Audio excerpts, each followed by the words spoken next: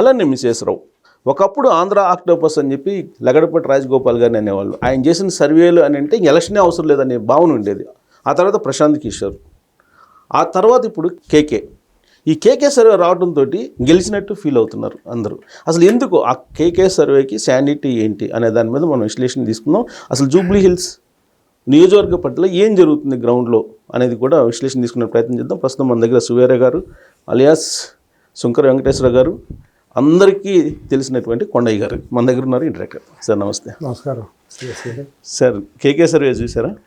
చూశాను. మీ ఇంట్రడక్షన్లో చెప్పిన పేర్లన్నీ కూడా కొద్దిగా అతిశయోక్తిలోనూ నేను దాంతో ఏకీభవించను. ఎవరో గొప్పవాళ్ళు కాదు, మీరు చెప్పిన పేర్లన్నీ కూడా బోల్తా పడిన పేర్లే. సర్వేల పేర్లతో ప్రాచుర్యం పొంది కొన్ని వందల జీవితాలు నాశనం చేసిన వాళ్ళందరూ కూడా. అంటే అది నాశనం అంటే వాళ్ళ మాటలు నమ్మి బెట్టింగులు అనేది దుర్మార్గం. దానికి సానుభూతిని అయ్యో అమ్మానాల్సిన పని లేదు. కానీ అట్లా తప్పుడు సర్వేలు చెప్పడం కూడా తప్పేగా. బెట్టింగులు ప్రోత్సహించే విధంగా ఆత్మవంచంతో చేయటం సర్వేలు తప్పు కదా. లగడపాటి రాజగోపాల్ అంత చదువుకున్న మనిషి, ఎంపీ చేసిన మనిషి అటువంటి తప్పు సర్వేలు చెప్పకూడదు కదా. తప్పు కదా. జీవితాలు నాశనమైన నువ్వు ప్రాయశ్చిత్తం అయితే ఏముంది? ఎవరైనా సరేనండి, తెలిసిందని చెప్పాలి, లేకపోతే లేదని చెప్పాలి. బెట్టింగుల కోసం జీవితాలు నాశనం చేసే విధంగా సర్వేలు ఉండకూడదు. ఒకళ్ళకి అమ్ముకోబడినప్పుడు అది తెలిసిపోతుంది. పెయిడ్ సర్వే ఏంటనేది తెలిసిపోతుందండి. Common sense. ప్రజలు అంత అమాయకులు కాదు, గొర్రెలు కాదు కదా. ఇవాళ ఏదో కేకే అయినా అతను వచ్చేసి తన క్రెడిబిలిటీ పోగొట్టుకుంటున్నా కదా ఇవాళ అటువంటి పిచ్చి సర్వేలతో మాట్లాడి. అంటే ఎలా మీరు దాన్ని పిచ్చి సర్వే కింద ఎలా చూస్తున్నారు? చెప్పగలం. అతనిదేదో ఒక సర్వే కరెక్ట్ అయిపోయిందంటే మరి మొన్న మహారాష్ట్రలో ఏమైంది, ఢిల్లీలో అతని సర్వే ఏమైంది, యూపీలో ఏమైంది, హిమాచల్ ప్రదేశ్లో ఏమైంది, అన్నీ కరెక్ట్ అయినాయి. ఆక్టోపస్లోనూ ఇవన్నీ ఉన్న కాలజ్ఞానాలు చెప్పడానికి ఎందుకు ఫెయిల్ అయ్యాడు? ఇవాళ వచ్చి చెప్తా అతను చెప్పిన హేతు పద్ధతి లేని గణాంకాలకు అందనటువంటి దీంతో అతను చెప్పడం అంటే నవ్వు తెప్పిస్తుంది.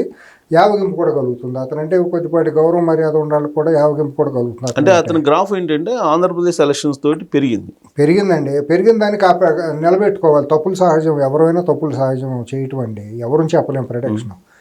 కానీ గణాంకాలు, మనం చెప్పిన గణాంకాలు దగ్గరగా ఉండాలి, అతిశయోక్తులుగా ఉండకూడదు కదా. మరీ ఎగ్జాగరేటెడ్ ఫిగర్స్ చెప్పకూడదు కదా ఎవరైనా సరే.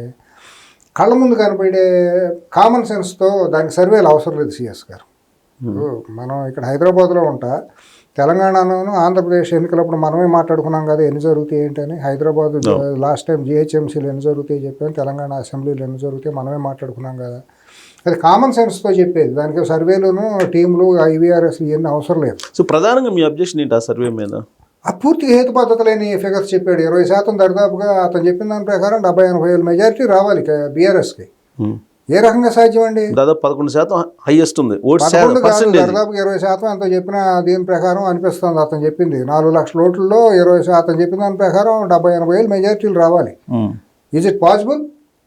ఏ రకంగా వస్తుందంటే అతను ఏమైనా చనిపోయిన అతను ఏమైనా కులనాయకుడా, జాతి నాయకుడా, ఏమైనా జననేత, మచ్చలేని నాయకుడా?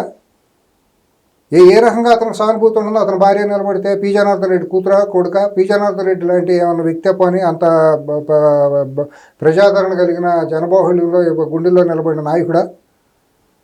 అతను తెలుగుదేశం పార్టీలో గెలిచి పార్టీకి ఎన్నుపోటు పొడిచి బీఆర్ఎస్ సంఘం చేరి కల్వకుంట్ల కుటుంబానికి ఏజెంట్ లాగా మారి సాటి కమ్మాళ్ళు చాలామందిని ఇక్కడ నియోజకవర్గంలోనూ నగరంలోనూ చాలామందిని ఇబ్బంది పెట్టాడు. కమ్మాళ్ళు అందరూ అతను ఎన్నుకుంటారు. కమ్మకులం అంటే ఏంటి? కల్వకుంట్ల కుటుంబం చేతిలో అవహేళనకేను అవమానాలకి గురైన కులం తెలంగాణలో. 20 ఏళ్ల పాటు దాష్టికానికి గురైన కులం అది. వాళ్ళ దీని ద్వారా అక్కడేమో వైఎస్ కుటుంబం చేతిలో, ఇక్కడేమో కల్వకుంట్ల కుటుంబం చేతిలో. మెయిన్ టార్గెట్ అయిన కమ్మాళ్ళు బీఆర్ఎస్ పార్టీకి అసలైన కమ్మాడు ఎందుకు ఓటేస్తాడు ఎవడైనా సరే? మరి ఆ సర్వేలో కమ్మాస్ తెలుగుదేశం పార్టీ సానుభూతి పరులు, ఈసారి బీఆర్ఎస్ పార్టీ వైపు ఉంటారు. అదే కదా అజ్ఞానం అనేది. బుద్ధి జ్ఞానం ఉండాలి మాట్లాడేటప్పుడు, కామన్ సెన్స్ ఉండాలి. ఆనందినే నోటితో మాట్లాడేటప్పుడు మనం ఏం మాట్లాడుతున్నాం, ఎట్ట మాట్లాడుతున్నాం అని. మరి కళ్ళ ముందు నగ్నంగా కనిపించకూడదుగా పెయిడ్ అనేది. మరి మీరు పెయిడ్ అయితే చేసుకోండి.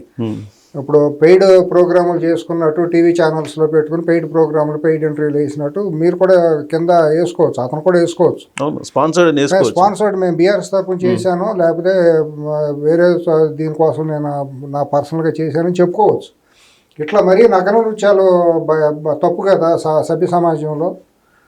అతను వ్యక్తిగతం అవ్వచ్చు, కానీ సమాజాన్ని మిస్లీడ్ చేయటం మూలాన నేను మాట్లాడాల్సి వస్తాను. అంటే 2014, 2018, 2023లో ఎంత మెజార్టీలు వచ్చినాయి గోపికి చెప్పమనండి. 2014లో ఎంత మెజార్టీ వచ్చింది, 18లో ఎంత మెజార్టీ వచ్చింది, మొన్న 23లో ఎంత మెజార్టీ వచ్చింది? 16,000 మెజార్టీ. ముస్లిమ్స్ ఎక్కడ ఉన్నారు? మొన్న బీఆర్ఎస్తో ఉన్నారు. ఉంటే నీకు వచ్చిన మెజారిటీ ఎంత? మొన్న అజారుద్దీన్ అసలు ఏమాత్రం ఎలక్షనీరింగ్ చేసుకోవాలి, అతనికి క్యాడర్ ఎవరో తెలియదు, డోర్ టు డోర్ క్యాంపెయిన్ లేదు, అతనికి పోలింగ్ ఏజెంట్లే దొరకలా. Wrong selection, candidate wrong selection. ఆ రోజు మరి ఎందుకు ఇచ్చారు అనేది కాంగ్రెస్ అధిష్టానానికి తెలియదు. 23లో మరి అటువంటి బలహీనమైన క్యాండిడేట్ని బలహీనమైన ఎలక్షనీరింగ్ చేసుకుంటేనే నువ్వు సాగుదప్పి కనులోటపోయినట్టు 16,300 ఓట్లతో గెలిస్తే ఇవాళ స్ట్రైట్ ఫైట్లో ఒక పక్క ఏకపక్షంగా ఒరిగిపోయి నీకు కళ్ళ ముందు కనపడుతుంది కదా బీఆర్ఎస్ శిథిలం అనేది. కుటుంబ కలహాలతో 3 గ్రూపులు 4 గ్రూపులుగా కొట్టుకు చేస్తున్నారు కదా వాళ్ళు. బీఆర్ఎస్ భవిష్యత్తు అంటే ఏమీ లేదు, అగమ్యగోచరంగా పార్టీ తయారైపోయింది కదా. నిన్న కాక మొన్న హరీష్ రావు తండ్రి చనిపోతే కేసీఆర్ పరామర్శకు వచ్చినప్పుడు ఆయన ఫోటోలు బయటకు వచ్చినప్పుడు ఆయన ఆరోగ్య పరిస్థితి అందరికీ తెలిసిపోయింది కదా. ఇటువంటి పరిస్థితుల్లో ఆ పార్టీకి బుద్ధి ఉండాలి, ఎందుకు వెళ్తారండి? ఆ పార్టీలో ఉండాలి కూడా వాళ్ళు ఏటో కట్టు షెల్టర్ చూసుకుంటారు, వేరే పార్టీ వైపుకి వెళ్దాం, ఇంక ఈ పార్టీకి దిక్కుమొక్కు లేదు, అంతర్గత కలహాలతో కొట్టుకుంటున్నారు. ఇప్పుడు కూతురు బయటకు వచ్చేసింది, రేపు పొద్దున బావబామర్దులు కూడా విడిపోయే పరిస్థితి వస్తుంది. వచ్చే ఎలక్షన్ నాటికి ఆ పార్టీ ఉంటుందో లేదో కూడా తెలియదు. కానీ ఈ ఎలక్షన్లో ప్రభుత్వానికి వ్యతిరేక ఓటు ఉన్నమాట వాస్తవం అనేది, వ్యతిరేకంగా ఉన్నమాట వాస్తవం. ఇవాళ రేవంత్ రెడ్డి గారిని పరిపాలన సొంత పార్టీ వాళ్ళే సరిగ్గా ముందుకు నడవలేకపోవటం మాత్రం మాట కూడా వాస్తవం, కళ్ళ ముందు కనిపిస్తుంది. ఒక ముఖ్యమంత్రిని పట్టుకొని ఇంకో సోషల్ మీడియాలోనూ బయట ఇష్టానుసారం మాట్లాడితే కౌంటర్ అటాక్ చేయలేని దారుణమైన పరిస్థితిలో కాంగ్రెస్ పార్టీ ఉంది, దిక్కు దివాణం లేని పరిస్థితిలో ఉంది. ఇవాళ మొన్న 2023లో కాంగ్రెస్ పార్టీకి ఒక జవసత్వాలు నింపింది రేవంత్ రెడ్డి. అతని మూలానే వాళ్ళ అధికారంలోకి రావడానికి ఆ కృతజ్ఞత కూడా పార్టీ వాళ్ళకి ఎవరికీ లేదు. నిజంగా ఆ రోజు పీసీసీ అనే వ్యక్తి కనుక రేవంత్ రెడ్డి కాకుండా ఇంకెవరన్నా ఉంటే మళ్ళీ బంగారుపల్లిలో పెట్టి కల్వకుంట్ల కుటుంబానికి అధికారం అప్పచెప్పడం అనేది నిస్సందేహం జరిగి ఉండేది. ఆ కృతజ్ఞత ఉండాలి కదా. ఇవాళ 2 ఏళ్ళు ఈ పార్టీ అధికారంలోకి వస్తే ఇవాళ కూడా అతను ఒక అడుగు ముందుకేనివ్వకుండా వెనుపోట్లు పొడుస్తూ సొంత పార్టీ వాళ్ళే వెనక గోసి లాగేవాళ్ళు ఒకళ్ళు, కాళ్ళు లాగేవాళ్ళు ఒకళ్ళు, ఈ రకంగా కళ్ళ ముందు కనపడుతుంది కదా. ఇవన్నీ పార్టీలు అంతర్గత కానీ ప్రభుత్వంలో స్కీమ్స్ ఏవైతే ఉన్నాయో ఇంప్లిమెంట్ చేయట్లేదు. అదే నేను అనేది. అసలు ఎన్ని అడ్మినిస్ట్రేషన్ సక్రమంగా జరిగితే కదా సిఎస్ గారు, మంత్రులు ఎమ్మెల్యేలు అందరూ కూడా సమిష్టి నిర్ణయంతో ముందుకెళ్తేనే కదా ఏ పథకాలైనా ముందుకెళ్ళేది, ఆర్థికంగా అయినా ఇంకోటి అయినా. అసలు అడ్మినిస్ట్రేషన్ జరగని కూడా కొలాప్స్ అయ్యే పరిస్థితిలో రాష్ట్రం ఇవాళ నడుస్తుంది. ఆయన చెప్పు చేతలు, ఆయన ఏమి అచేతన స్థితిలో ఉన్నాడు రేవంత్ రెడ్డి అనే వ్యక్తి. ఈ పరిస్థితుల్లో ప్రభుత్వ వ్యతిరేకత రావడం సహజం, 100% ఉంది. మరి దాన్ని క్రైటీరియా తీసుకొని కేకే ఎట్లా ఉంది నేను అనేది అది. ఇవాళ ఆ స్టాటిస్టిక్స్లో కూడా కామన్ సెన్స్తో మీరు ఆలోచించండి సిఎస్ గారు. కమ్మకూలం అనేది వాళ్ళు 100కి 100 పాళ్ళు ఏమి పేదవాళ్ళు ఏం కాదు కదా, స్థితిమంతులే కదా. వాళ్ళందరికీ ఆగర్భ శత్రువు ఎవరు? కల్వకుంట్ల కుటుంబమే కదా. అసలైన కమ్మాళ్ళు ఎవరు, నికార్సైన కమ్మాళ్ళు ఎవరు? బీఆర్ఎస్ కోటేరు కదా. ఇంట్లోనే ఉంటారు కానీ ఇష్టం లేకపోతే కాంగ్రెస్కి ఒకవేళ మేము యాంటీ కాంగ్రెస్ కుటుంబాలని ఎప్పటి నుంచి తరతరాలకు మేము కమ్యూనిస్ట్ కుటుంబాలని చెప్పుకునేవాళ్ళు, వాళ్ళ చేదస్తం కొద్దీ మేము ఓటు వేయము అని అంటే ఇంట్లో ఉంటారు కానీ బీఆర్ఎస్కి వేయరు కదా. కానీ వాళ్ళ మీద నమ్మకం కేటీఆర్ గారు, అదే అజ్ఞానం అంటున్నాను. కేటీఆర్ గారు నికార్సైన కమ్మోళ్ళు అయితే మాకే వేస్తారంటున్నాడు. అదే వాళ్ళ అజ్ఞానం. ఎట్లా ఉంటాడో చెప్పాలి. నువ్వు చంద్రబాబు నాయుడు అనే వ్యక్తిని అక్కడ అరెస్ట్ చేస్తే ఇక్కడ పెట్టుకున్నప్పుడే నువ్వు నీ అహంకార ప్రదర్శన చేసావు. అక్కడ సంధ్యా కన్వెన్షన్లో 10 మంది చేరి ఒక మీటింగ్ పెట్టుకుంటానంటేనే అక్కడ ఆ రోజు స్టీఫెన్ రవీంద్ర అనే సిపిని పంపించావు, వచ్చిన నెల లోపలేసేసామని బెదిరించావు.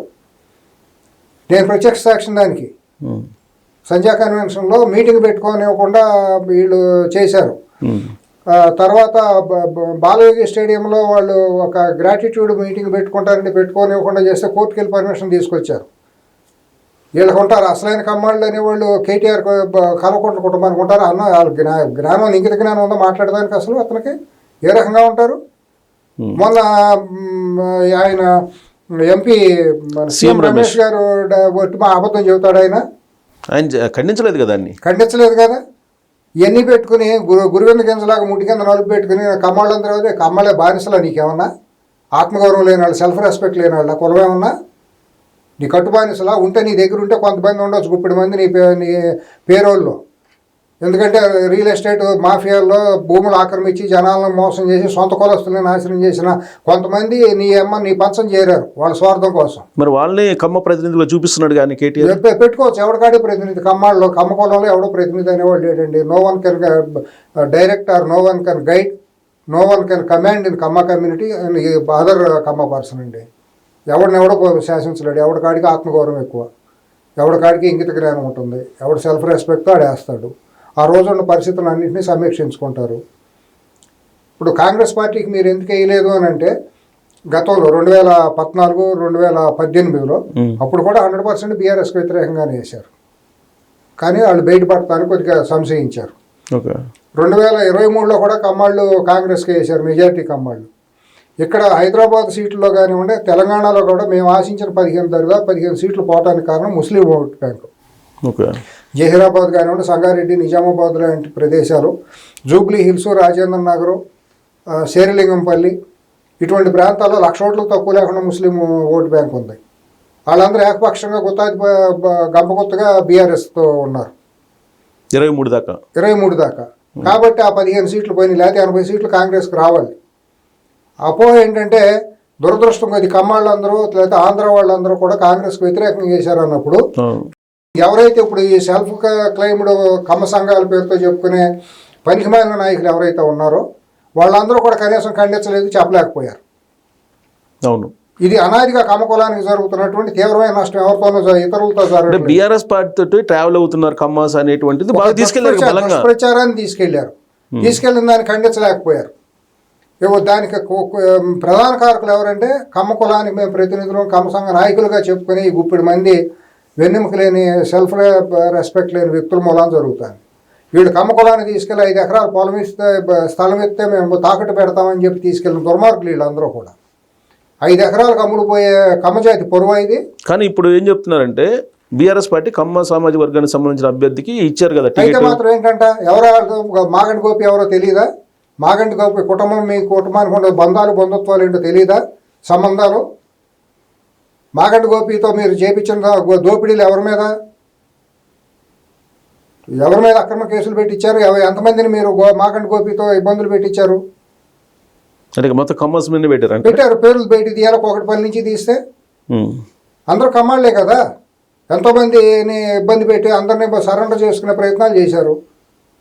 వీళ్ళందరూ కమ్మ ఎమ్మెల్యేలుగా కమ్మ కులం నుంచి ప్రాతినిధ్యం వహిస్తా బీఆర్ఎస్లో ఉండే వాళ్ళందరి మూలాన కమ్మ కులం కాకుండా వేరే కులం ఏమన్నా టార్గెట్ అయిందనుకుంటున్నారు మీరు? వీళ్ళు చేసిన నష్టం కమ్మ కులానికి అంత తీస్తే మొత్తం అంతా చిట్టా పొద్దులు మొత్తం కమ్మ సఫరర్స్ని అందరినీ తీసుకొస్తే సిఎస్ గారు ఇవాళ కేబీఆర్ పార్క్ చుట్టూ నిలబెడితే వలయం అవుతుంది. అంతమంది ఉంటారు. అంతమంది ఉంటే ఇవాళకి కూడా సినిమా ఇండస్ట్రీ మొత్తం మా వెంట ఉందని చెప్పి కేటీఆర్ ఎందుకు బీఆర్ఎస్ పార్టీ వాళ్ళు ఎందుకు ఓన్ చేసుకుంటున్నారు? చెప్పుకుంటారు, ఎవరికాడే చెప్పుకోవచ్చు. బండికి ఎంత కుక్కనడితో బండి అంతా నేనే లాగాను అనుకున్నాను. దానికి ఎడ్లు ఏం చేస్తాయి?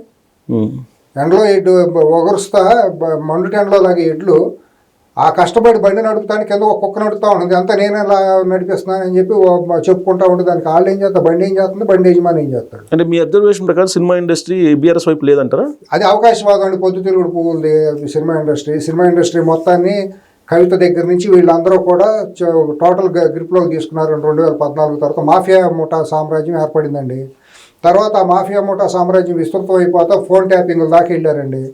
సినిమా ఇండస్ట్రీలో డ్రగ్ అనే దాన్ని ఒక మహమ్మారి అనేది అన్ని చోట్ల ఉంటే దాంట్లోనే ఉందండి. దాని ద్వారా బ్లాక్మెయిల్ చేసుకున్నారండి మొత్తం నిర్మాతల్ని, నిర్మాత పిల్లల్ని, హీరోల్ని, ఈ బాంబే నుంచి వచ్చే సినీ హీరోయిన్లు అందరినీ కూడా వాళ్ళు గుప్పిట్టకు తీసుకున్నారండి. కేసీఆర్కి తెలుసు తన బలహీనత ఏంటనేది. ఇక్కడి నుంచి చంద్రబాబు అనే ఒక మేరు పర్వతాన్ని ఇక్కడి నుంచి తరలించడంలో సఫలీకృతులయ్యారు. నోటు ఓటు కేసులో ప్రధాన పాత్రధారులు ఎవరో తెలియదా? పార్టీలో అందరికీ తెలుసు. చనిపోయిన వాళ్ళ గురించి మనం మాట్లాడితే మర్యాద కాదు కాబట్టి. కానీ ఆ రోజు తెలుగుదేశం పార్టీలో ఉంటా తెలుగుదేశం పార్టీ నుంచి నిరంతరం కమ్యూనికేషన్ కేసీఆర్కి ఇచ్చింది ఎవరు? సోషల్ మీడియాలో వస్తున్న పేరు అయితే ఎర్రవల్లి దగ్గర అంటారు. ఇంకొక పేరు లేదా? ఎక్కువ ఆయన వినిపించింది. రెండో పేరు కూడా ఉంది. కాకపోతే రెండో పేరు వ్యక్తి దగ్గరికి మరి అదే తెలుగుదేశం వాళ్ళు చనిపోతే ఎందుకు వెళ్ళారంటే సమాధానం చెప్పలేని దిక్కులేని పరిస్థితుల్లో మా పూటాళ్ళు ఉన్నాం అజ్ఞానంలో. ఎందుకు వెళ్తారు? బుద్ధి జ్ఞానం ఉండాలి, ఎవరు వెళ్ళరు. అంటే ఆది నుంచి తెలుగుదేశం పార్టీలో ఉన్నాడు కదా, ఆయన అలా పని చేసి ఉంటారంట. అందరూ మన దగ్గర లేదు కాబట్టి, భౌతికంగా మన దగ్గర లేరు కాబట్టి. ఎవరు లేరు? ఎర్రబల్ దయాకరావు ఆది నుంచి తెలుగుదేశం పార్టీలో లేడా? కనతల్లి లాంటి పార్టీ కదా వీళ్ళందరినీ పెంచి పెద్ద చేసింది. ఏం ఇప్పుడు సినిమా ఇండస్ట్రీని హైదరాబాద్లో జూబ్లీ హిల్స్లో ఉన్న గొప్ప గొప్ప సంపన్నులు లేకపోతే మార్వాడీలు వీళ్ళందరినీ కూడా టెలిఫోన్ ట్యాపింగ్ ద్వారా మొత్తాన్ని అతలాకుతలం చేశారు. వేల కోట్ల రూపాయలు దోసుకున్నారు. ఆడవాళ్ళ మాన ప్రాణాలతో ఆడుకున్నారు. మీరు చెప్పిన దాని ప్రకారం అయితే ఈ సర్వే, కేకే సర్వే రివర్స్ కావాలి మరి. 100% రివర్స్. దాంట్లో సందేహం ఏముంది? ఇవాళ కనీసం 30 ఏళ్ళని నామినేషన్ వేసిన రోజు కాంగ్రెస్ పార్టీ అభ్యర్థికి 30 ఏళ్ళ మెజార్టీ అండి. దానిపైన ఎంతకెళ్తుంది అనేది వాళ్ళు చేసుకునే దాన్ని బట్టి ఉంటుందండి. ఇవాళ కూడా పార్టీలో లోటులు ఉన్నమాట వాస్తవం అండి. కోఆర్డినేషన్ సరిగ్గా లేదు కాంగ్రెస్ పార్టీలో. కాంగ్రెస్ పార్టీ క్యాండిడేట్ మీద వచ్చిన ఆరోపణలు కొట్టలేని అచేతన స్థితిలో కాంగ్రెస్ పార్టీ ఉంది. అది వాళ్ళకి ఇవాళ సరైన అఫిషియల్ స్పోక్స్ పర్సన్స్ పార్టీలో లేరు. రేవంత్ రెడ్డిని ఓన్ చేసుకునే సైన్యం అంటూ, సొంత సైన్యం అంటూ లేదు. వాగ్దాటిగా మాట్లాడేవాళ్ళు డి అనేవాళ్ళు లేరు. ఏటికొకళ్ళు కాటికొకళ్ళు అన్నట్లు లాగుతున్నారు. ఇవన్నీ కూడా కోఆర్డినేషన్ లోపం. అసలు విషయానికి వస్తే సిఎస్ గారు, ప్రధానమైన మౌలికమైన విషయం, ఎవరు వచ్చారు ఎవరు పోయారు పక్కన పెడితే, పట్టణాల్లో ఉండే పరిస్థితులు ఎట్లా ఉంటాయంటే, రేషన్ కార్డు కావాలి, పని లేబర్ ఉంటారు కదా బస్తీ వాళ్ళు ఎవరి దగ్గరికి వెళ్తారు? ఎమ్మెల్యే దగ్గరికి వెళ్తారు. ఎమ్మెల్యే అధికార పార్టీ ఎమ్మెల్యే ఉంటే వాళ్ళ పనులు అవుతాయా, లేకపోతే ప్రతిపక్షంలో ఉండి పని అవన ఎమ్మెల్యే అయితే ఉంటుందా? అనుకోకుండా జనరల్ ఎలక్షన్ ఎవరినో ఒకరిని గెలిపించుకోవచ్చు, అది వేరే సంగతి. బై ఎలక్షన్కి వచ్చేటప్పటికి, బై ఎలక్షన్లో చనిపోయిన వ్యక్తికి పెద్ద సానుభూతి ప్రజాదరణ లేనప్పుడు ఎట్లా ఆలోచిస్తారు? ఈ కాన్ఫ్లిక్ట్ సన్నివేశాల్లో రేపొద్దున ఏదైనా ఆరోగ్యశ్రీ కార్డు కావాలి, షాదీ ముబారకులు కావాలి, ఇవన్నీ కావాల్సి వచ్చినప్పుడు రూలింగ్ పార్టీ ఎమ్మెల్యేని గెలిపించుకుంటే మనకు పనులు ఏమైనా అవుతాయని ఇంకా 3 ఏళ్ళు ఉంది కదా. ఇప్పుడు 2 ఏళ్ళు అయింది, ఇంకా 3 ఏళ్ళు అధికారంలో ఉంటుంది కదా. 3 ఏళ్లలో ఇళ్ల స్థలాలను, డబుల్ బెడ్రూమ్లు, ఇళ్ళను ఏమిటి వాళ్ళ ఆశలాళ్ళకి ఉంటాయి కదా. తర్వాత కొట్లాట్లో, 3 పిల్లల కొట్లాట్లో, స్థలాలు గొడవలు, చిల్లర మల్లర గొడవలు రోజువారీ ఉంటాయి కదా. ఇటు పోలీస్ స్టేషన్కి వెళ్ళాలి కదా. పోలీస్ స్టేషన్కి వెళ్తే రూలింగ్ పార్టీ ఎమ్మెల్యే చెబితే ఉంటారా? ఓడిపోయిన పార్టీ ఒకవేళ నిజంగా బీఆర్ఎస్ తరఫున సానుభూతి గెలిచిన ఆవిడకి ఏమన్నా తూర్పాడు ఉండదు తెలుసా రాజకీయంలో? ఆవిడని ఎవరు కమాండ్ చేయాలి, ఎవరు డైరెక్ట్ చేయాలి? ఒకవేళ డైరెక్ట్ చేసినా గవర్నమెంట్ వాళ్ళది కాదు కాబట్టి ఏమి చేయరు కదా. ఐఎంఐకి ఇవ్వాలి కూడా, ఐఎంఐ సానుభూతి మన ఇంటి ఆడబోడ్స్ ఐఎంఐ మీద మనం వేరే ఉద్దేశం కదా, రాజకీయంగా మాట్లాడదాం దీంట్లో. ఐఎంఐ ఇంతవరకు వాయిస్ లేదు కదా, మాట్లాడగలిగే కమాండ్ పబ్లిక్లో ఉండే లీడర్షిప్ క్వాలిటీస్ ఐఎంఐలో లేవు కదా. ఐఎంఐకి నియోజకవర్గ సరిహద్దులు కూడా తెలియదు కదా పాపం. గత్యంతరమైన పరిస్థితుల్లో బతకపోగానే సానుభూతి పవనాల కోసం ఆయన నిలబెట్టారు, అంతే తప్పించి ఐఎంఐ దగ్గర ఏమీ లేదు కదా. ఐఎంఐ బలహీనమైన వ్యక్తి ఎమ్మెల్యే గెలిచి ఐఎంఐతో సెయిల్ అయ్యి ఇబ్బందులు పడరు కదా కేడరు. మామూలుగా ఓట్లు వేసిన వాళ్ళు కూడా ఇబ్బందులు పడరు కదా. ఒక కాలనీలో రోడ్లు కావాలి, రేపొద్దున డ్రైనేజీ ఉంటుంది, వేరే వేరే పనులు ఉంటాయి. ఈ పనులన్నిటికీ కప్పుకుని ఎమ్మెల్యే చేతిలో హ్యాండీగా ఉండే ఎమ్మెల్యే దగ్గరికి వెళ్దాం, లేదా రూలింగ్ పార్టీని మనం ఓన్ చేసుకుంటే మనకి ఏమైనా చెప్పు చేతల్లో పనులు అవుతాయి అనే ఉద్దేశంలో ఉంటారు కదా ఎవరైనా. కాబట్టి ఈ కామన్ సెన్స్ని ఎట్ట మిస్ అవుతున్నారు వీళ్ళందరూ? ఈ పెయిడ్ సర్వేలు పెట్టుకుని వీళ్ళందరూ ఊహల్లో ఎవరిని బోల్తా కొట్టిస్తారు అంటే ప్రజలంటే అంత అమాయకులా? అయితే సినిమాలో బ్రహ్మానందం అంటాడే, నాకు కనీసం ఆ మాత్రం కనపట్టలేదా అని.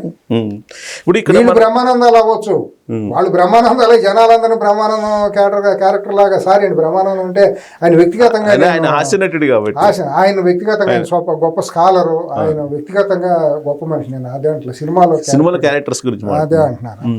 ఇప్పుడు మనకు షేక్పేట కానీ లేదా బోరబండ కానీ ఇవన్నీ కొంచెం ముస్లిం ఏరియా ఉండే ఏరియా. ఒక ఎంగళరావు నగర్ తప్ప, ఎంగళరావు నగర్ కమ్మ సామాజిక వర్గం అక్కడ కూడా ముస్లిం, బోరబండ, షేక్పేట, కమలాపురి ఉన్నారు. ఇప్పుడు ఆ ముస్లిం సామాజిక వర్గం సాలిడ్ గా ఈసారి కాంగ్రెస్ పార్టీ చేస్తుందా? సాలిడ్ కాకపోయినా స్ప్లిట్ అవుతుంది ఏసీఎస్ గారు. సింపుల్. ఇప్పుడు గోపి అనే వ్యక్తి మాస్లో పనిచేసిన మాట వాస్తవం.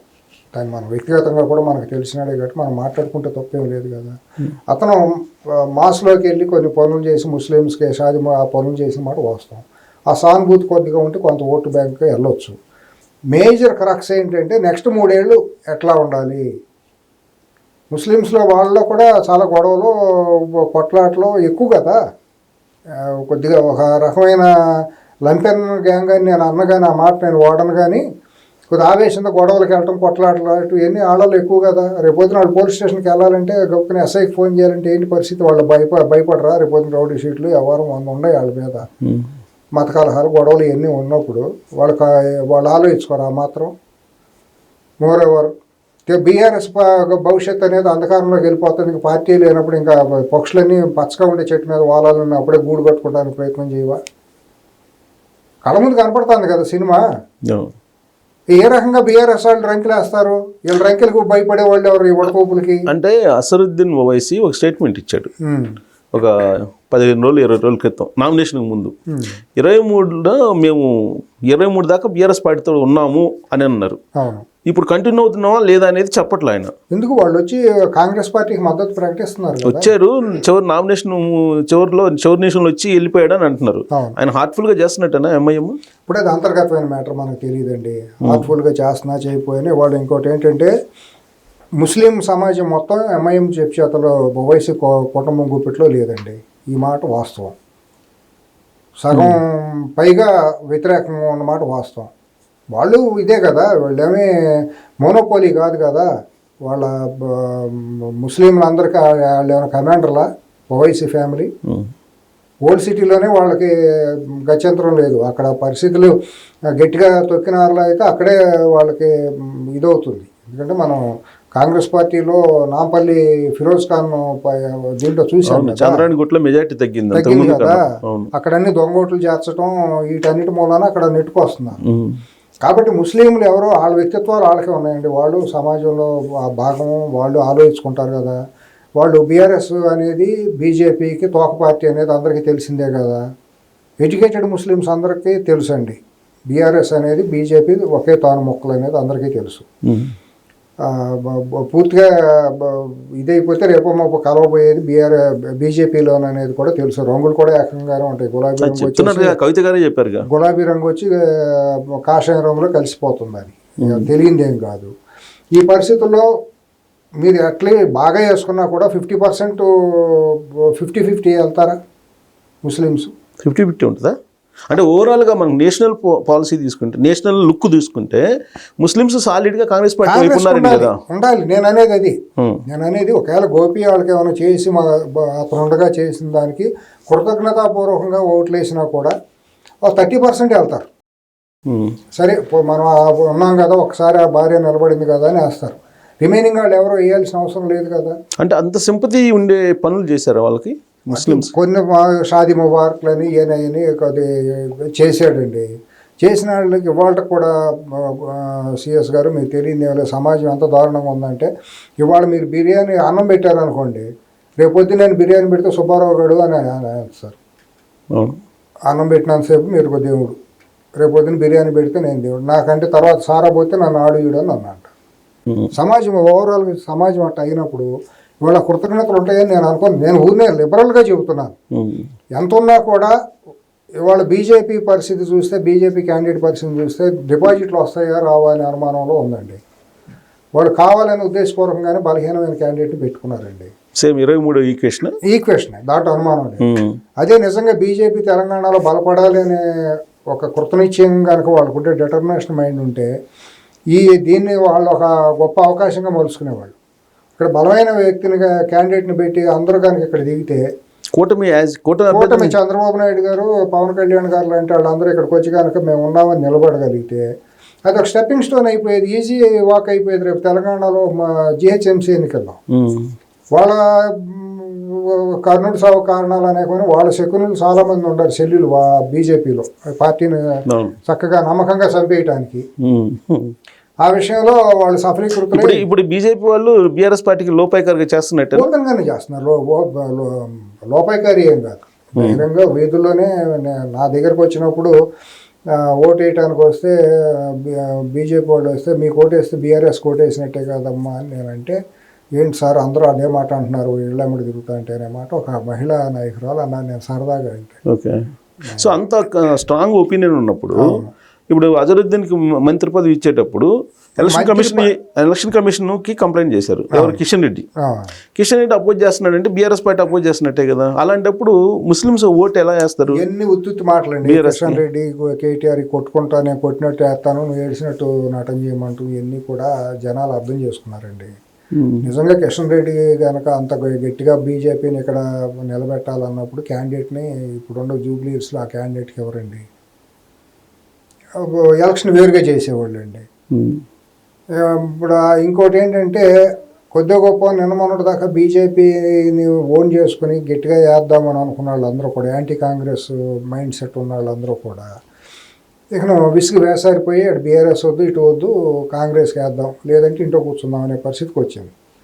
అది ఒక అంత ఊపు కనుక తీసుకురాగలిగి ఉంటే 70% పైగా ఓటింగ్కి వచ్చే అవకాశం ఉండేది.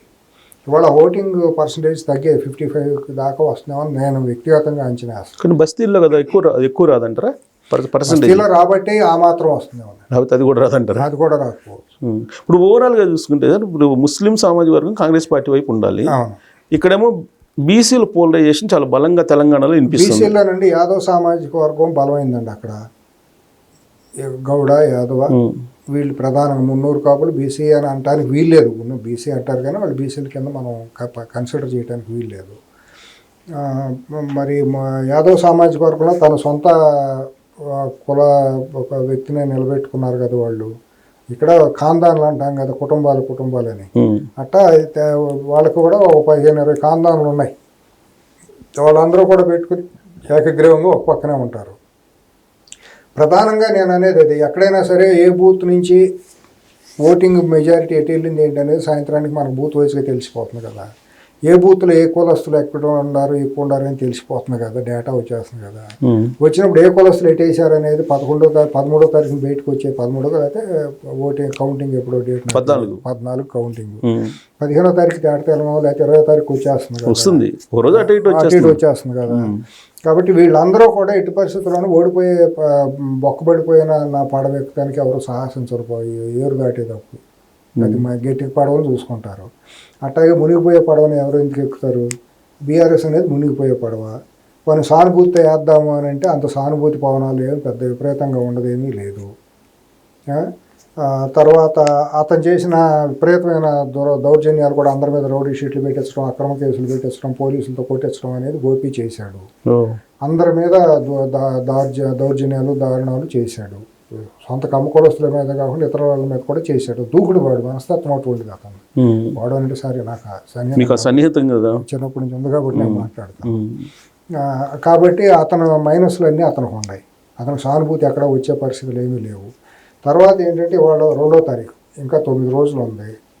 9 రోజుల్లో గ్రాడ్యువల్గా హీట్ పెరుగుతూ ఉంటుంది. పెరిగినప్పుడు మళ్ళీ ఇదే కేకేలు పీకే సర్వేలు అబ్బాయి మధ్యలో మారిపోయిందండి. ఇవన్నీ బుస్ మాటలండి. ఎప్పుడు కూడా ఓటర్ అనేవాడు ముందుగానే డిటర్మిన్డ్గా మైండ్కి వచ్చేస్తాడు, సుబ్బారావు నా మనిషి నాకు కావాలో వద్దా అంతే. దాంట్లో శశభక్షలు ఏముంటాడు, సైలెంట్గా ఉంటాడు, కూడా చెబుతాడు. ఏమవుతుందని దీంట్లో బీఆర్ఎస్ రేపు పొద్దున గెలిచి వస్తే నన్ను కొడతారని భయం ఉంటే కదా చెప్పకుండా ఉండటానికి. ఇప్పుడు ఏ ఫ్యాక్టర్ బలంగా ఓటింగ్కి ఆధారం? అంటే క్యాస్ట్ పరంగా జరిగిద్ది అంటారా, లేదంటే పార్టీ పరంగా జరిగిద్ది అంటారా, క్యాండిడేట్ పరంగా జరిగిద్ది అంటారా? మేజర్ ఫ్యాక్టర్ ఏది? మేజర్ అంటేనండి క్యాండిడేట్ పరంగా జరగడానికి అవకాశాలు లేవండి బలహీనమైనకి ఇద్దరు కూడాను. క్యాండిడేట్ ఇక్కడేమో మహిళా సానుభూతితో వచ్చిన ఆవిడకి ఎలక్షనీరింగ్ మాట్లాడటం అది ఏమీ లేదు. ఓన్లీ పార్టీ మీద ఆధారంతో చేస్తున్నారు. ఈ శ్రీశైలం యాదవ్ కొడుకు ఇవ్వడం వల్ల శ్రీశైలాన్ని భూతంగా చూపించి చేస్తున్నారు. దాన్ని కడుక్కోలేని పరిస్థితుల్లో వాళ్ళు ఇంకా కొట్టుమిట్టాడుతున్నారు. నిజంగా మరి అది తప్పు మాట. రౌడీ షీటర్ బీఆర్ఎస్లో ఎంతమంది లేరు రౌడీ షీటర్లోనూ, పాస్పోర్ట్ బ్రోకర్లు ఎంతమంది మార్ఫింగ్లు చేసి దొంగ పాస్పోర్ట్లు ఇప్పించిన వాళ్ళు మంత్రులు అవ్వలేదు. ఎంతమంది దుబాయ్ అని చెప్పి బొంబాయి చూపించి దుబాయ్ అని చెప్పి మోసం చేసి అయితే సొంత ఊరు వస్తే కొడతారని చెప్పి ఢిల్లీలో దాక్కున్న వాళ్ళు ఎవరు తెలియదా? కానీ అటు కాదు కదా, నోరున్నోళ్ళదే రాజ్యం అన్నట్టు అంతే, కర్రుండాడితే బర్రె అన్నట్టు, నోరుండాడితే ఊరు అన్నట్టు వాళ్ళు మాట్లాడుతున్నారు. కాంగ్రెస్ వాళ్ళు ఎవరు మాట్లాడలేకపోతున్నారు. సోషల్ మీడియా ఓపెన్ చేస్తే నవీన్ యాదవ్ రౌడీ షీటర్కి మీరు ఓట్లేస్తారా? ఇప్పుడు ప్రచారం బీఆర్ఎస్లో నువ్వు ఎంతమందికి రౌడీ షీటర్లకి టికెట్లు ఇచ్చావు, ఎంతమంది నేర చరిత్రలకు నువ్వు మంత్రి పదవులు ఇచ్చావు, నువ్వు 10 ఏళ్లలో ఎంతమంది మీద రౌడీ షీట్లు ఓపెన్ చేయించావు, తెలంగాణలో ఎంతమందిని హింసించావు. మరి అక్కడ కరెంట్ షాకులు దళితుల మీద నేరేడు అది సిరిసిల్ల కాన్స్టిట్యున్సీలో దళితులు కరెంట్ షాకులు ఇప్పించి వాళ్ళ మీద కేసులు పెట్టించిన ఘటనలు లేవా? ఇసుక లారీలతో పైన పోనిచ్చింది. ఎన్ని రౌడీ షీట్లు మీరు కాదు పెట్టించింది. అవి వీళ్ళు డిఫెండ్ చేయట్లేదు కదా. అదే వచ్చిన దుర్మార్గం. మాట్లాడగలిగేవాడు ఎవడో రేవంత్ రెడ్డి గారిలో కూడా తప్పులు ఉన్నాయండి. తను కూడా తన సొంత టీంని ఇంతవరకు ఏర్పాటు చేసుకోకపోవడం తప్పండి. ఎంతసేపు బురద ఎత్తంటే ఏని అంటే అది ఆయన బురదలో మునిగిపోయే పరిస్థితి వస్తుంది. ఇప్పుడు ఆయన ఏమనుకుంటున్నాడు ఏంటో తెలియదు. కానీ నిన్న మీటింగ్కి వచ్చినప్పుడు నేను ఎన్టీఆర్ విగ్రహాన్ని మైత్రివనం దగ్గర నేను పెడతాను, ఒకవేళ ఎవరైనా కాదంటే అంతకన్నా దుర్మార్గులు లేరు అని చెప్పి చెప్తున్నారు. నిజమే, అదే మాకు ఎప్పటి నుంచి ఆలోచన ఉందండి. మేము కొంతమంది మిత్రులు అది గత 1 year నుంచి అక్కడ ఐలాండ్ ఏర్పడినప్పుడు కొంతమందికి వచ్చింది ఆలోచన. నాతో ఫస్ట్ వాళ్ళు, నా ఆలోచన కాదు, నాకు బాగా సన్నిహిత మిత్రులు ఆ కాలనీలో ఉండేవాళ్ళు, అన్నయ్య ఎట్లా పలానా చోట ఉందన్నా, ఇది అంతా కాదు, మనం అక్కడ విగ్రహం పెట్టించి ఏర్పాటు చేయాలి అని చెప్పి అన్నారు. అన్నప్పుడు సరే వెళ్దామని చెప్పి మేము పెద్దవాళ్ళతో, నేను మండ వెంకటేశ్వర గారు ఇటువంటి వాళ్ళతో కాంగ్రెస్తో ఎలాగైనా ఉన్నాం కాబట్టి మేము అన్నాం కూడా ఇట్లా ఉంది అని చెప్పి. అంటే బాగానే ఉంటుంది అని అనుకున్నాం. కానీ ఇప్పుడు ఇది ఎట్లా ఉంటుందండి, బీఆర్ఎస్ పార్టీతోనండి మీరు సెంటర్ రాసుకుంటే నేను పెంట రాసుకుంటాను అన్నంత దిగజారిపోయిన రాజకీయం చేస్తాంలో సిద్ధహస్తులు కలవకుంటలు కుటుంబం. సరే దాన్ని జాగ్రత్తగా చేయాలి. మళ్ళీ మున్సిపల్ కార్పొరేషన్లో తీర్మానం ఎన్ని పెట్టడం, విగ్రహం పెట్టాలంటే ఎన్ని కొన్ని ప్రాసెస్లు ఉన్నాయి కదా, లీగల్ ప్రాసెస్లు, లేకపోతే కోర్టులు కొట్టేస్తాయి కదా అని మండవ్ గారు కూడా ఏమన్నారంటే కొద్దిగా జాగ్రత్తగా ఆలోచించి చేద్దాం, తొమ్మిది అందరూ కలిసి మాట్లాడుకుని జాగ్రత్తగా చేసి రేవంత్ రెడ్డి గారి ముందు పెడదాములే అనే ఆలోచనతో ఎప్పటి నుంచో ఉన్నది అది. అనుకోకుండా అనుకోని పరిస్థితుల్లో ఇక్కడ బై ఎలక్షన్ రావటం, నిన్న ఆయన రేవంత్ రెడ్డి గారు వెళ్ళటం చెప్పటం అనేది అది ఒక మంచి ఇదే. తర్వాత ఇంకో ప్రధానంగా ఎన్టీఆర్ గారి పేరు వచ్చింది కాబట్టి చెప్పాలి. ఇదే కమ్మ సంఘాల వాళ్ళు మోతీనగర్లోనే ఎక్కడో ఎన్టీఆర్ విగ్రహం పెడితే ఇదే గోపీనాథ్ తీపిచ్చేసాడు. రాత్రికి రాత్రి జేసీబీలు ఇప్పుడు క్రేన్లు పెట్టి ఎత్తి పక్కన పడేపించాడు. మోతీనగర్లో ఉందనుకుంటా. లేదండి, అది పెద్ద గొడవ అయింది. రాత్రి చేసి వాళ్ళందరినీ నా మీద కేసు అదంతా అరెస్ట్ చేస్తే ఆ రోజు మాధవరం కృష్ణారావు వచ్చి నిలబడి ఎస్ఆర్ నగర్ పోలీస్ సిఐకి ఫోన్ చేసి వార్నింగ్ ఇచ్చి, నాకు బాగా వ్యక్తిగతంగా తెలుసు. చాలా గొడవైంది ఆ రాత్రి అంతా కూడా.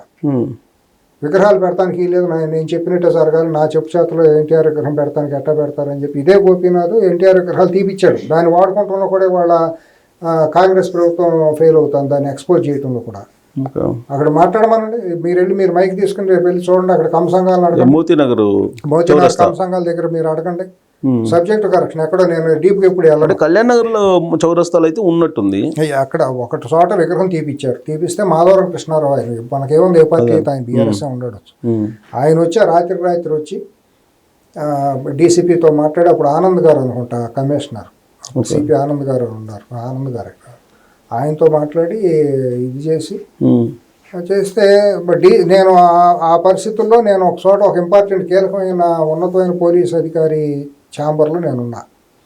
ఉన్నప్పుడు అక్కడ జరిగిన సంభాషణ, సిపి గారు కాదు, వేరే ఒక నగరంలో కీలకమైన స్థాయిలో ఉన్న ఆఫీసులో నేను ఉన్నప్పుడు, మేము ఏం చేయమంటావు, వచ్చేసి తెస్తావా లేదని మమ్మల్ని సతాయం చేస్తున్నాడు, మా డీసీపీ దగ్గరికి వచ్చి బెదిరిస్తున్నాడు గోపి అని చెప్పి ఇదే మాట అక్కడ అవతల కన్వర్సేషన్ జరుగుతూ ఉంది.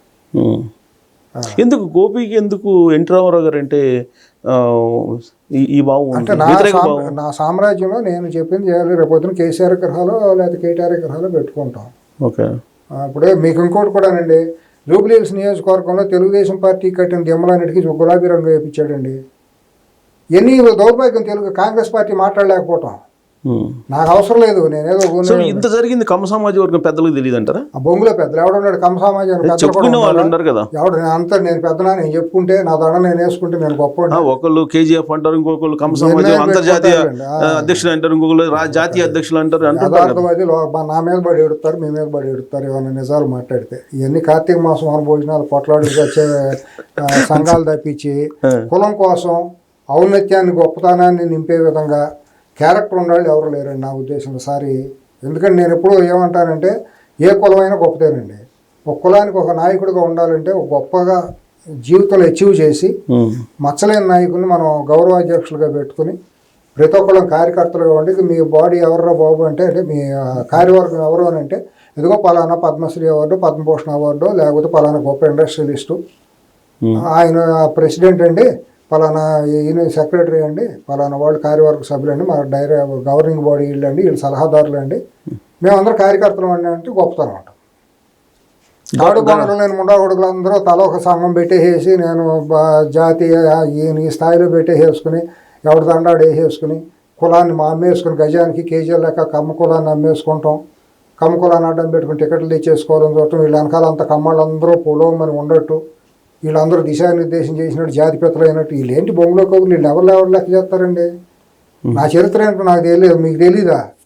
నేను ముందు వెళ్తాంటే నా నేడు నా వెనక వస్తుందండి. నా చరిత్ర ఏంటో నా వెనక నడుస్తుంది. నేను పుట్టిన గ్రామం నుంచి వాళ్ళు మీ దగ్గర మాట్లాడుతున్న దగ్గర నుంచి నా వెనక నా గురువందులండి నా నలుపు నా వెనక నా వెంటాడుతూనే ఉంటుంది. నా అంతటి నేను గొప్ప అంటే సమాజం హర్షిస్తుందా? సో మీరు చెప్పిన దాని ప్రకారం గత 2 దశాబ్దాలకు పైగా అటు కల్లగొండ ఫ్యామిలీ ఇటు వైఎస్ ఫ్యామిలీ వెంటాడుతుంది కమ్మ సమాజం. 100%. దానికి కారణం ఇప్పుడు కనిపిస్తున్న కమ్మ సామాజిక ప్రతినిధులు చేతకంతనమేనా? వీళ్ళే నేను చెయ్యాలి. వాళ్ళ మీద నాకు సానుభూతి, అసూయతో కూడా అసహ్యంతో కూడిన సానుభూతి చెప్పాలి అనిపిస్తుంది. వాళ్ళ స్థాయిలో నేను మాట్లాడతాను కూడా ఇష్టం. అంటే వాళ్ళు టార్గెట్ చేయడానికి కారణం ఏంటి అసలు? ప్రాస్పెరిటీ కమ్యూనిటీ అండి ఇది. ఎవరికి అందనటువంటి ఆలోచనలో ఉండే కమ్యూనిటీ, ఎవరి దయాదాక్షిణ్యాలతో ఉన్న కమ్యూనిటీ కాదు మొదటి నుంచి. చదువుకున్న డిఎన్ఏలోనే అంటే డిఎన్ఏ అంటే ఇతర కులాల వాళ్ళందరూ ఏదో మొదలెడతారు నేను అట్టా అంటారు. ప్రతి ఒక్కళ్ళు ఎవరికాళ్ళు ఉంటారండి. ఇప్పుడు బ్రాహ్మణులు ఉన్నారు, వాళ్ళు మేధస్తోనే ప్రపంచాన్ని వెళ్తా వచ్చారు. ఇప్పుడు రెడ్డి కమ్మ రాజులు సామాజిక వర్గాలు ఉన్నాయి. వీళ్ళు వ్యవసాయంలోనూ చదువులోనూ పారిశ్రామికవేత్తలు ఈ 3 కులాలు వెలమలు కూడా. ఇవన్నీ బహిరంగ రహస్యాలే కదా మాట్లాడటానికి. ఇప్పుడు కమ్మ సామాజిక వర్గంలో విపరీతంగా శ్రమించి కష్టపడి ఏదో భూమిని నమ్ముకున్నారు, వ్యవసాయం చేసుకున్నారు, పిల్లలు చదువుకున్నారు, గొప్ప ముందు దూరదృష్టితో ప్రపంచం ఎటు వెళ్తాందో ముందుగా చూసి ఆ దారిలో ముందుకు రావటం మూలాన అందిపుచ్చుకుంటాం మూలాన ముందుకు వచ్చారండి. వచ్చేటప్పటికి అసూయ పుడతం మొదలెట్టింది. ఇది నీలం సంజీవ్ రెడ్డి దగ్గర నుంచి దుర్మార్గం అనేది కమ్మ కులాన్ని శాపంలాగా వెంటాడుతూ వస్తుంది. నీలం సంజీవ్ రెడ్డి చేసినంత దుర్మార్గం కమ్మ కులానికి ఇంకెవరూ చేయలేదు. దాన్ని తప్పించుకుని ముందుకు నడుచుకుంటూ వచ్చిన తర్వాత మళ్ళీ రాజశేఖర రెడ్డి అనే ఒక పెద్ద ఇది వెంటాడటం మొదలెట్టింది. సరే అతను ఎంతవరకు చేశాడో మనం అతను అనేకంటే కూడా టార్గెట్ అవటం అనేది జరిగింది. అతని మూలాన లాభం పడలేదు అంటే సరే అతను ఏదో యుక్తిగా వెళ్ళాడు. కమ్మాళ్ళతో మరీ డైరెక్ట్ టార్గెట్ పెట్టుకోకపోయినా ఒక రకంగా అన్ని చోటాల్లో నొక్కుంటా తనకు అనుకూలమైన ఏజెంట్లుగా ఉండే వాళ్ళందరినీ బెనామీలుగా ఉండాల్సిన వాళ్ళు, వెన్నెముక లేని వాళ్ళందరినీ తన ఊరిని అట్లా గుప్పెట్టో పెట్టుకుని నేను కమ్మాళ్ళు కూడా చేస్తున్నానని కొంతమంది చూపించుకుంటా అట్లా చేసుకుంటూ వచ్చాడు. మరి అట్టా కృష్ణపట్నం పోర్టు అట్టా లాగేసుకుందే కదా, ఎన్ని ఇండస్ట్రీస్ లాగేసుకోలేదు. అదొక ఇది అనుకోండి, అది పెద్ద ఎపిసోడ్ అనుకోండి. నేను అక్కడి నుంచి ఎన్ని ఆటుపోట్లు ఎదుర్కొంటూ వస్తే తెలంగాణ ఉద్యమం నీకు మొదలెట్టిందే కమ్మ వ్యతిరేక ఉద్యమమేగా. తెలంగాణ ఆత్మగౌరవంతో కేసీఆర్ కుటుంబం ఎక్కడ మొదలెట్టింది? పైకి ఊరినే నటనే కానీ రమ్మనండి. ఎవరు ఏ దేవుడి మీద ప్రమాణం చేసి చెబుతాడు కేసీఆర్ని రమ్మని చెప్పమానండి. నిజంగా నేను తెలంగాణ వస్తే ఆనందించానని వీళ్ళు తల్లిదండ్రుల మీద ప్రమాణం చేసి చెప్పమానండి. వాళ్ళు తెలంగాణ రావడం ఇష్టం ఉందా? తెలంగాణ రావడం ఇష్టం ఉంటే అమరవీరులు 1500 మంది అడ్రస్లు దొరకలేదా నీకు 10 ఏళ్లలో? 1500 మంది అడ్రస్ నువ్వే కదా చెప్పా 1500 మంది అమరవీరులు అయ్యారని. 150 మంది అడ్రస్లు అన్న చెప్పగలిగావా? 150 మందికి ఎకరం భూమి ఇచ్చావా? ఉద్యోగం ఇచ్చావా? ఇంటికి ఒక డబుల్ బెడ్రూమ్ ఇల్లు ఇచ్చావా? ఏం పోయే కాలం వచ్చింది? అమరవీరుల పేరుతో నువ్వు 10 లక్షలు 20 లక్షల కోట్లు దోచేసుకున్న మీ కుటుంబం 1500 మంది అమరవీరులకి నువ్వు 3 ఎకరాల భూమి ఇవ్వలేకపోయావా? 1500 ఇళ్ళు ఇవ్వలేకపోయావా? 1500 ఉద్యోగాలు ఇవ్వలేకపోయావా? ఎవరిని వంచావు నువ్వంతా? ఉద్యమం పేరుతో లంపెనగాళ్ళు అందరినీ కిరాయిగా ఏ రోజుకి ఆ రోజు సారాను ఇది ఇచ్చి కొనుక్కురావటం, వాళ్ళందరినీ టీవీలో కిరాయి మీడియా ముందు పంపించడం, తిట్టించడం, లాగడపాటి రాయపాటి దగ్గుపాటి అని కమ్మారింటి పేర్లు పెట్టి దూషించడం. అంటే కమ్మ వ్యతిరేక ఉద్యమం అది 100% తెలంగాణ ప్రత్యేక తెలంగాణ ఉద్యమం ప్రసక్తే లేదు. అతను ఈ కోపం కసి ఏంటంటే చంద్రబాబు నాకు మంత్రి పదవి ఇవ్వలేదు, ఈ కమ్మాళ్ళు అందరూ ఇట్లా చేశారు. దానికి ఎవరంటే యాంటీ కమ్మ చేయాలంటే ఆ బ్లూ ప్రింట్ని ఎవరైతే నీలం సంజయ్ రెడ్డి బ్లూ ప్రింట్ని ముందుకు తీసుకుంటూ వచ్చాడో రాజశేఖర రెడ్డి తన ఎమ్మడి పక్కన పెట్టుకున్నాడు. ఓకే. దానికి కమ్మ వ్యతిరేక వర్గాలన్నింటినీ ఉసిగొలిపి గుప్పిట్టకు తీసుకొని ఏ వర్గాలు ఏ కుల వర్గాలు అయితే ఉన్నాయి అనాదిగా బ్రాహ్మలు ఇటువంటి వాళ్ళందరినీ తీసుకొచ్చి వాళ్ళ ద్వారా మైకుల ముందు అగ్నికి ఆజ్యం పోసినట్టు మాట్లాడించి ఎవరికి ఇష్టం వచ్చిన వంట వాడు వండాడు. అన్ని విధాల టార్గెట్ అవుతుంది కమ్మకులం ఇవాళ వరకు కూడా ఏ పాపం ఎరగకుండా కష్టపడతా. కానీ ఎవరి సొమ్ము దోసేలా ఎవడి ఇది లేదు, ఎవడ స్వార్థం ఎవడు కష్టపడి పిల్లలు వాళ్ళు అమెరికా వెళ్ళారు ఇంకో చోటుకి వెళ్ళారంటే వాళ్ళు తెలివితేటలతో వాళ్ళు కష్టార్జితంతో వెళ్ళారు. కానీ ఎవడ భూములు ఆక్రమించో లేకపోతే ఎవరిని దోసుకునో ఏమి చేయాల. కానీ అటువంటి వాళ్ళు ఎవరైతే ఉన్నారో వాళ్ళ కమనాయకులుగా వస్తున్నారు. అది దుర్మార్గం. కమనాయకులకు వస్తున్నారు, వాళ్ళేమో బీఆర్ఎస్ పార్టీ కూట్లు ఏమని చెప్పి చెబుతారు. ఇప్పుడు ఇవాళ పోస్ట్ వచ్చింది అసలైన కమ్మళ్ళు కల్తీ కమ్మళ్ళు అని. నిజంగా అది ఇళ్ళ కేటీఆర్ టీమే దాన్ని పాపులారిటీలో పెట్టింది. నేనేమంటాను, నిజమే మీరు చెప్పినట్టు 100% కల్తీ కమ్మళ్ళు అందరూ ఇవాళ బీఆర్ఎస్కి వ్యతిరేకంగా ఉన్నారని మీరు అంటున్నారు. అసలైన కల్తీ కమ్మళ్ళు అందరూ బీఆర్ఎస్తోనే ఉన్నారు. 2014 నుంచి అసలైన కమ్మాళ్ళందరూ బీఆర్ఎస్కి వ్యతిరేకంగా కల్వకుంట్ల కుటుంబానికి వ్యతిరేకంగానే ఉన్నారు. చరిత్ర తెలిసిన వాళ్ళు, వ్యక్తిత్వం ఉన్నవాళ్ళు, ఆత్మగౌరవం ఉన్నవాళ్ళు అందరూ కూడా, కడుపు కన్నం తినేవాళ్ళు అందరూ కూడా. వ్యక్తిత్వం లేని వాళ్ళు, నేలబారుగాళ్ళు, బానిసలు, దగులు బాజీలు, కమ్మకులం పేరుతో కులాన్ని నమ్ముకునే వాళ్ళు అందరూ కూడా కల్తీ కమ్మాళ్ళని మీరు ఎవరైతే పేరు పెట్టారో ఇవాళ ఆ కల్తీ కమ్మాళ్ళందరూ బీఆర్ఎస్తోనే ఉన్నారు. ఇంకా దాని గురించి ఎందుకు సెషబెస్ట్లో ఏం ఎవరికి భయపడాలి? నేను ఏం బీగుతారు వీళ్ళందరూ? సో ఇదంతా కమ్మ సామాజిక వర్గానికి సంబంధించి హిస్టరీ అయితే జగన్మోహన్ రెడ్డి సామాజిక వర్గాన్ని ఇక్కడ మొబిలైజ్ చేసి బీఆర్ఎస్ పార్టీని అది అందు బహిరంగ రహస్యమే. 2023లో రాయలసీమకు చెందినటువంటి వాళ్ళు వైసీపీకి అనుకూలమైన రెడ్లందరూ కూడా మొత్తం అంతా అటే చేశారు. ఇది నాకు రెడ్డి సామాజిక వర్గంకి బాగా అత్యంత ఆత్మీయుడైనటువంటి వెంకటరెడ్డి అనే ఒక పోలీస్ అధికారి, ఆయన నల్గొండ ఆయనే చెప్పారు, ఇదేంది వైసాబ్ వీళ్ళందరూ ఎట్లా చేస్తున్నారు అని చెప్పి. ఆయన ఎందుకు తిరుగుతారు కదా. నాకు రెడ్డి సామాజిక వర్గంలో అత్యంత సన్నిహితమైన మిత్రులు, ఆత్మీయులు చాలామంది ఉన్నారు తెలంగాణలో, రాయలసీమలో అందరూ కూడా. వాళ్ళందరూ బహిరంగంగా ఆ వ్యామోహంలో వెళ్ళి చేశారు, బీఆర్ఎస్కి చేశారు. ఏ గూటి పక్షులు ఆ గూటికి చేరతాయని సుబ్బారావు గారు మీకు తెలియదు ఏముంది. ఏ గూటి పక్షులు ఆ గూటికి చేరతాయి. ఎటువంటి భావజాలం ఉండాలి అటువంటి వాళ్ళు వెళ్తారు. కానీ అట్టు కాదు కదా, లంకలో పుట్టినంత వాళ్ళంతా రాక్షసులు, ఆంధ్ర వాళ్ళంతా అంటే అతను లంకలో పుట్టిన ఆంధ్ర అంటే కమ్మాళ్ళని లెక్క, మిగతా వాళ్ళు కాదు. ఇప్పుడు అతను అందితో చుట్టూ అందకపోతే కాళ్ళు అండి. అతను మాయల మరాఠీ అంటారు. మాయల మరాఠీ అంటానికి కూడా కాదు. అతను అసలు అతని మీద నాకంటూ వేరే అభిప్రాయం. ఆ మాట అన్న తర్వాత కూడా ఇక్కడ ఈ సెటిలర్స్ ఇక్కడ ఎవరైతే ఉండి ఇక్కడ స్థిరపడ్డారో తెలంగాణ ఇతరులు వాళ్ళు ఇప్పటికి కూడా బీఆర్ఎస్కి వేస్తారంటారా? వేయరండి, ఎవరు వేయరు.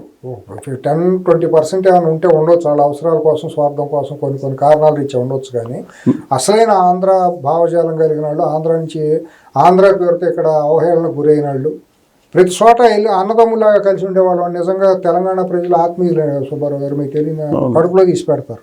ఏ రోజు కూడా 2014 బిఫోర్ ఆంధ్ర అని, కమ్మని, రెడ్డి అని, తెలంగాణ ఏమీ లేదు. అసలైన తెలంగాణ వాళ్ళకి అసలు ఆ భావమే లేదండి. ఎందుకంటే నేను 1994 నుంచి ఉన్నా తెలంగాణలో.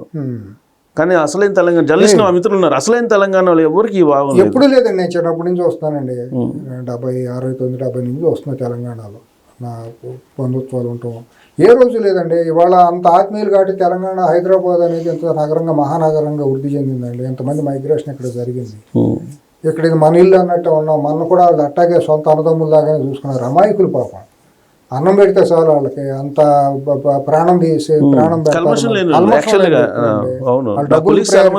డబ్బులు వాళ్ళు ఎవరో అసలు లేదు. ఈ మధ్య కాలంలో వీళ్ళు డంప్ చేశారు, కొంత చేశారు. హేట్ అనేది బాగా పెంచండి. 2014 తర్వాత పక్క నిలబడినా కూడా ఆంధ్రోడు తెలంగాణడు అనే ఒక విషబీజాన్ని నాటుకుంటూ వస్తే ఈ తర్వాత ఏమైందంటే సుబ్బారావు గారు కీలకమైన విషయం ఇంకోటి, ఈ నక్సలైట్ల పేరుతో మాజీ నక్సలైట్లు అని చెప్పుకునే లంపెన్ గ్యాంగులు తయారయ్యారు. వాళ్ళ బతుకు తెరుగుకి బెదిరింపులకి అదిరింపులకి ఏంటంటే మేము మాజీలు అని చెప్పుకుంటాం అనేది ఒక పెద్ద పద్మశ్రీ అవార్డు, కీర్తి చక్ర అవార్డు లాగా యాదవులందరూ కూడా మాజీలు అని చెప్పుకునే యాదవులు లంపెన్ గాళ్ళందరూ తయారయ్యారు. వీళ్ళు మూలాన తెలంగాణ సమాజానికి చాలా నష్టం జరిగింది. ఈ లంపెన్ గాళ్లే ఫ్యూల్గా తయారయ్యారు. తెలంగాణ ఉద్యమం పేరుతో కేసీఆర్ కుటుంబానికి బానిసలుగా మారిన వాళ్ళందరూ, కవుల పేరుతో, కళాకారుల పేరుతో, జర్నలిస్టుల పేరుతో, వీళ్ళందరూ లంపెన్ గాళ్లే. వీళ్ళెవరు సంస్కారం అనేది ఎవరికి లేదు. సంస్కారవంతులైన తెలంగాణ వాళ్ళు ఎప్పుడు కూడా వాళ్ళు రాష్ట్రం కోరుకుంటున్న తప్పేం లేదు. వాళ్ళు ఎప్పుడు కూడా ఎవరి మీద హేట్ అనేది విషబీజాలు, విషం మాటలు ఎప్పుడూ లేవు. ఒక కులాన్ని లేదా ఒక ప్రాంతాన్ని ద్వేషించడం అనేది లేదు. ఆత్మగౌరవ పోరాటం తెలంగాణ అనేది ఆత్మగౌరవ పోరాటం. ఆ రోజు 80-50 కలిపినట్టు బలవంతంగా కలిపిన మాట వాస్తవం. కానీ కలిసి ఉన్నాం కాబట్టి కలిసి ముందుకెళ్దామని అందరం ఊహించాం. సో అదంతా కూడా మనం గతించిన చరిత్ర. దీని ప్రభావం ఇప్పుడు దీని మీద ఉంటుందంటారా? జూబ్లీహిల్స్ ఉప ఎన్నికల మీద జూబ్లీ క్రిస్టల్ క్లియర్ సుబ్బారావు గారు, అయిపోయింది అది. ఎందుకంటే వాళ్ళ భవిష్యత్తు రాబోయేది మీరు సుబ్బారావు రాసుకోండి. వాళ్ళు 2వ తారీఖున నవంబర్ 2025 బీఆర్ఎస్ అనేది మనుగడ కోల్పోతుంది. కాంగ్రెస్ పార్టీ, బీఆర్ఎస్ పార్టీ 3వ ఫ్రంట్ ఏదైనా తయారవుతుంది. అది ఏ రూపంలో వస్తుందో తెలియదు. కాంగ్రెస్ పార్టీ వైఫల్యం చెందింది అనుకోండి, ఇప్పుడు బీఆర్ఎస్ పార్టీ ఆ ఫిల్ చేసుకోలేని పరిస్థితుల్లోకి, అచేతనంలోకి వాళ్ళ వెళ్ళిపోతున్నారు. ఎందుకు వెళ్తున్నారు అనేది మనకు తెలియదు, గాడ్ నోస్. వాళ్ళ బలమైన వర్గం పవన్ కళ్యాణ్ గారికి వాళ్ళ విపరీతమైన అభిమానులు ఉన్నారు కదా తెలంగాణలో కూడా. తెలుగుదేశానికి కూడా వాళ్ళ చెప్పుకోదగ్గ ఓటు బ్యాంకు, అభిమానులు, సానుభూతి పనులు 30 నియోజకవర్గాల్లో కమెంట్ చేయగలిగిన వాళ్ళు ఉన్నారు కదా. అక్కడ కూటమి ప్రభుత్వం ఉంది కదా. ఇవాళ కూటమి ప్రభుత్వం తరఫున ఇక్కడ ముగ్గురు మాట్లాడుకుని ఒక బలమైన వర్గాన్ని కనుక ఒక నాయకునిగా పెట్టుకోగలిగి ఉంటే, డీటైన పోటీ కనుక ఇచ్చి ఉంటే, కాంగ్రెస్ గెలిచినా బీజేపీ గెలిచినా ఫస్ట్ సెకండ్లో ఎవరు గెలిచినా 5,000 10,000తో గెలిచారు అనుకోండి. వాళ్ళు సెకండ్ ప్లేస్లో కనుక బీజేపీ ఉంటే నెక్స్ట్ జిహెచ్ఎంసీకి రన్నింగ్లో ఫస్ట్ ప్లేస్ ఉండేది కదా. ఇవాళ 3వ ప్లేస్లో డిపాజిట్ రాని ప్లేస్లోకి నువ్వు వెళ్ళిపోయావు అని అంటే మీ గొయ్యి మీరు తోకున్నట్టేనా? ఇది రాజకీయం అంటారు దీన్ని, వ్యూహం అంటారు దీన్ని. అసలు అంటే మీరు అన్నారు కదా బీఆర్ఎస్ పార్టీకి బి టీం అని. అదే జాతీయ పార్టీ అట తయారవడం ఇక్కడ. ఇప్పుడు మీరు కమాండ్ చేసే స్థితిలో ఉండి మీరు వాళ్ళకి బెదిరించి ఆ ఓట్లు మీకు తెచ్చుకునేటట్టు ఉండాలి. వేయకపోతే మేము లోపల వేసేస్తామనంటే బీఆర్ఎస్ ఓట్లు వేయించుకుంటే కాంగ్రెస్ బీజేపీ డిఎన్టీ కనుక ఒకవేళ బీజేపీ గెలిచి ఉంటే తెలంగాణలో ప్రతి ఇంటి మీద బీజేపీ జెండా ఎగిరే అవకాశాలు ఉండేవి. అవును, ఎస్పెషల్లీ గ్రేటర్ హైదరాబాద్లో. కానీ మీరు చెప్పిన ఈక్వేషన్లో ఇప్పుడు పవన్ కళ్యాణ్కి తెలుగుదేశం పార్టీ అభిమానులు ఉన్నారు కదా. జూబ్లీహిల్స్ ఉప ఎన్నికల్లో ఆ 2 పార్టీకి సంబంధించి సింపథైజర్స్ అనుకోండి, అభిమానులు అనుకోండి, వాళ్ళు ఎంత పర్సెంటేజ్ ఈ కాంగ్రెస్ పార్టీ వైపు వెళ్ళే అవకాశం ఉంది? 90% వెళ్తారు. 90%. ఎందుకు ప్రత్యామ్నాయం లేదు కదా సుబ్బారావు గారు. ఏ పోతే ఇంట్లో బీఆర్ఎస్ పార్టీ 100% వెళ్తారు. 20%, 10 to 15% మ్యాక్సిమం వెళ్ళవచ్చు. బిలో 20%. అది కూడా బాగా గ్రేస్ చేస్తున్నారు. 2009లో 16,000 ఓట్లు వచ్చినాయి పీఆర్పీకి జూబ్లీహిల్స్. ఉన్నారండి కాపు సామాజిక వర్గం వాళ్ళు చాలా మంది ఉన్నారు. ఇప్పుడు వాళ్ళంతా ఇప్పుడు కాంగ్రెస్ వేస్తారా? 100% కాంగ్రెస్కి వెళ్తారు. సో తెలుగుదేశం పార్టీ సింపథైజర్స్ కానీ పవన్ కళ్యాణ్ సింపథైజర్స్ కానీ వీళ్ళంతా కాంగ్రెస్ వెళ్తారని, కాంగ్రెస్లో లోపాలను సరిదిద్దుకోవాలి. ఈ వారం రోజుల్లో బూత్ స్థాయిలో ఇది చేయాలి. ఇంకోటి నా దృష్టికి వచ్చింది ఏంటంటే బూత్ ఏజెంట్లుగా బీఆర్ఎస్కి సంబంధించిన వాళ్ళని పెనిట్రేట్ చేసే ప్రయత్నాలు జరుగుతున్నాయి. పోలింగ్ రోజు కాంగ్రెస్ ఏజెంట్లుగా నిలబెట్టాలి అనే ప్రయత్నాలు జరుగుతున్నాయి. ఇవాళ కూడా Congress party booth management, booth స్థాయి మెయింటైన్ అనేది జరగట్లా. ఇప్పుడు నవీన్ యాదవ్ కూడా కెపాసిటీ లేదా? అసలు అతను కుర్రాడికి ఏం అర్థం కావట్లేదండి. అతను మీడియా మేనేజ్మెంట్ లేదు, చదువుకున్న కుర్రాడే కానీ ఇవాళ అతనికి ఇంతవరకు మీడియా మేనేజ్మెంట్ లేదు. వాళ్ళు సోషల్ మీడియా ఎంత విస్తృతమైన ప్రచారంలో ఉన్న టైంలో సోషల్ మీడియాని ఎట్ట వాడుకోవాలో కూడా కుర్రాడికి వాళ్ళ టీంకి తెలుస్తున్నట్లేదు. సేవా కార్యక్రమాలు చేస్తున్నాడు. ఎందుకు ఉపయోగం లేనట్టు అవుతుంది. అది తర్వాత కార్యక్రమం. ముందు వాళ్ళ ఎలక్షన్ యుద్ధంలోకి వెళ్ళినప్పుడు దాన్ని వాడుకోవాలి కదా. నిలబడే టీం లేదంటారా? నిలబడే టీం ఉంటే వాళ్ళ ఇంటర్వ్యూలు ఇచ్చి అతని వాయిస్ ని బయటికి రావట్లేదు ఎక్కడ కూడా సోషల్ మీడియాలో. ఇప్పుడు మీలాంటి ఛానల్స్ చాలా ఉన్నాయి కదా, అన్నిటికీ ఇంటర్వ్యూలు ఇచ్చుకోవాలి కదా. అతను టైం చాలదు, 24 గంటలు చాలా టైంలో ఒక 5 నిమిషాలు ఛానల్స్ ఇవ్వటం, సోషల్ మీడియా టీంను బలంగా పెట్టుకుని అతని మీద వచ్చే నిందంతో ఇచ్చేసేయటం. చిన్న శ్రీశైలం అనే వ్యక్తి ద్వారా ఎవరెవరు లాభం పొందారో అతను రౌడీ షీట్ అయితే అయి ఉండొచ్చు. అతను నాకు వ్యక్తిగతంగా మొన్న 30 ఏళ్ళ నుంచి నాకు బాగా తెలిసిన వ్యక్తే. అతని ద్వారా లాభపడినాడు సినిమా ఇండస్ట్రీ వాళ్ళు అనేక మంది ఉన్నారు, ఇంక్లూడింగ్ కేసీఆర్. నా కళ్ళ ముందే జరిగింది. ఇవన్నీ ఎందుకు మనం గతం తెలుసుకునే ఉంది. అది అతని నోటెమ్మటి వస్తే మంచిది, శ్రీశైలం నోటెమ్మటి చెబితే మంచిది. ఆయన బైండ్ అవుట్ చేసినట్టున్నారుగా.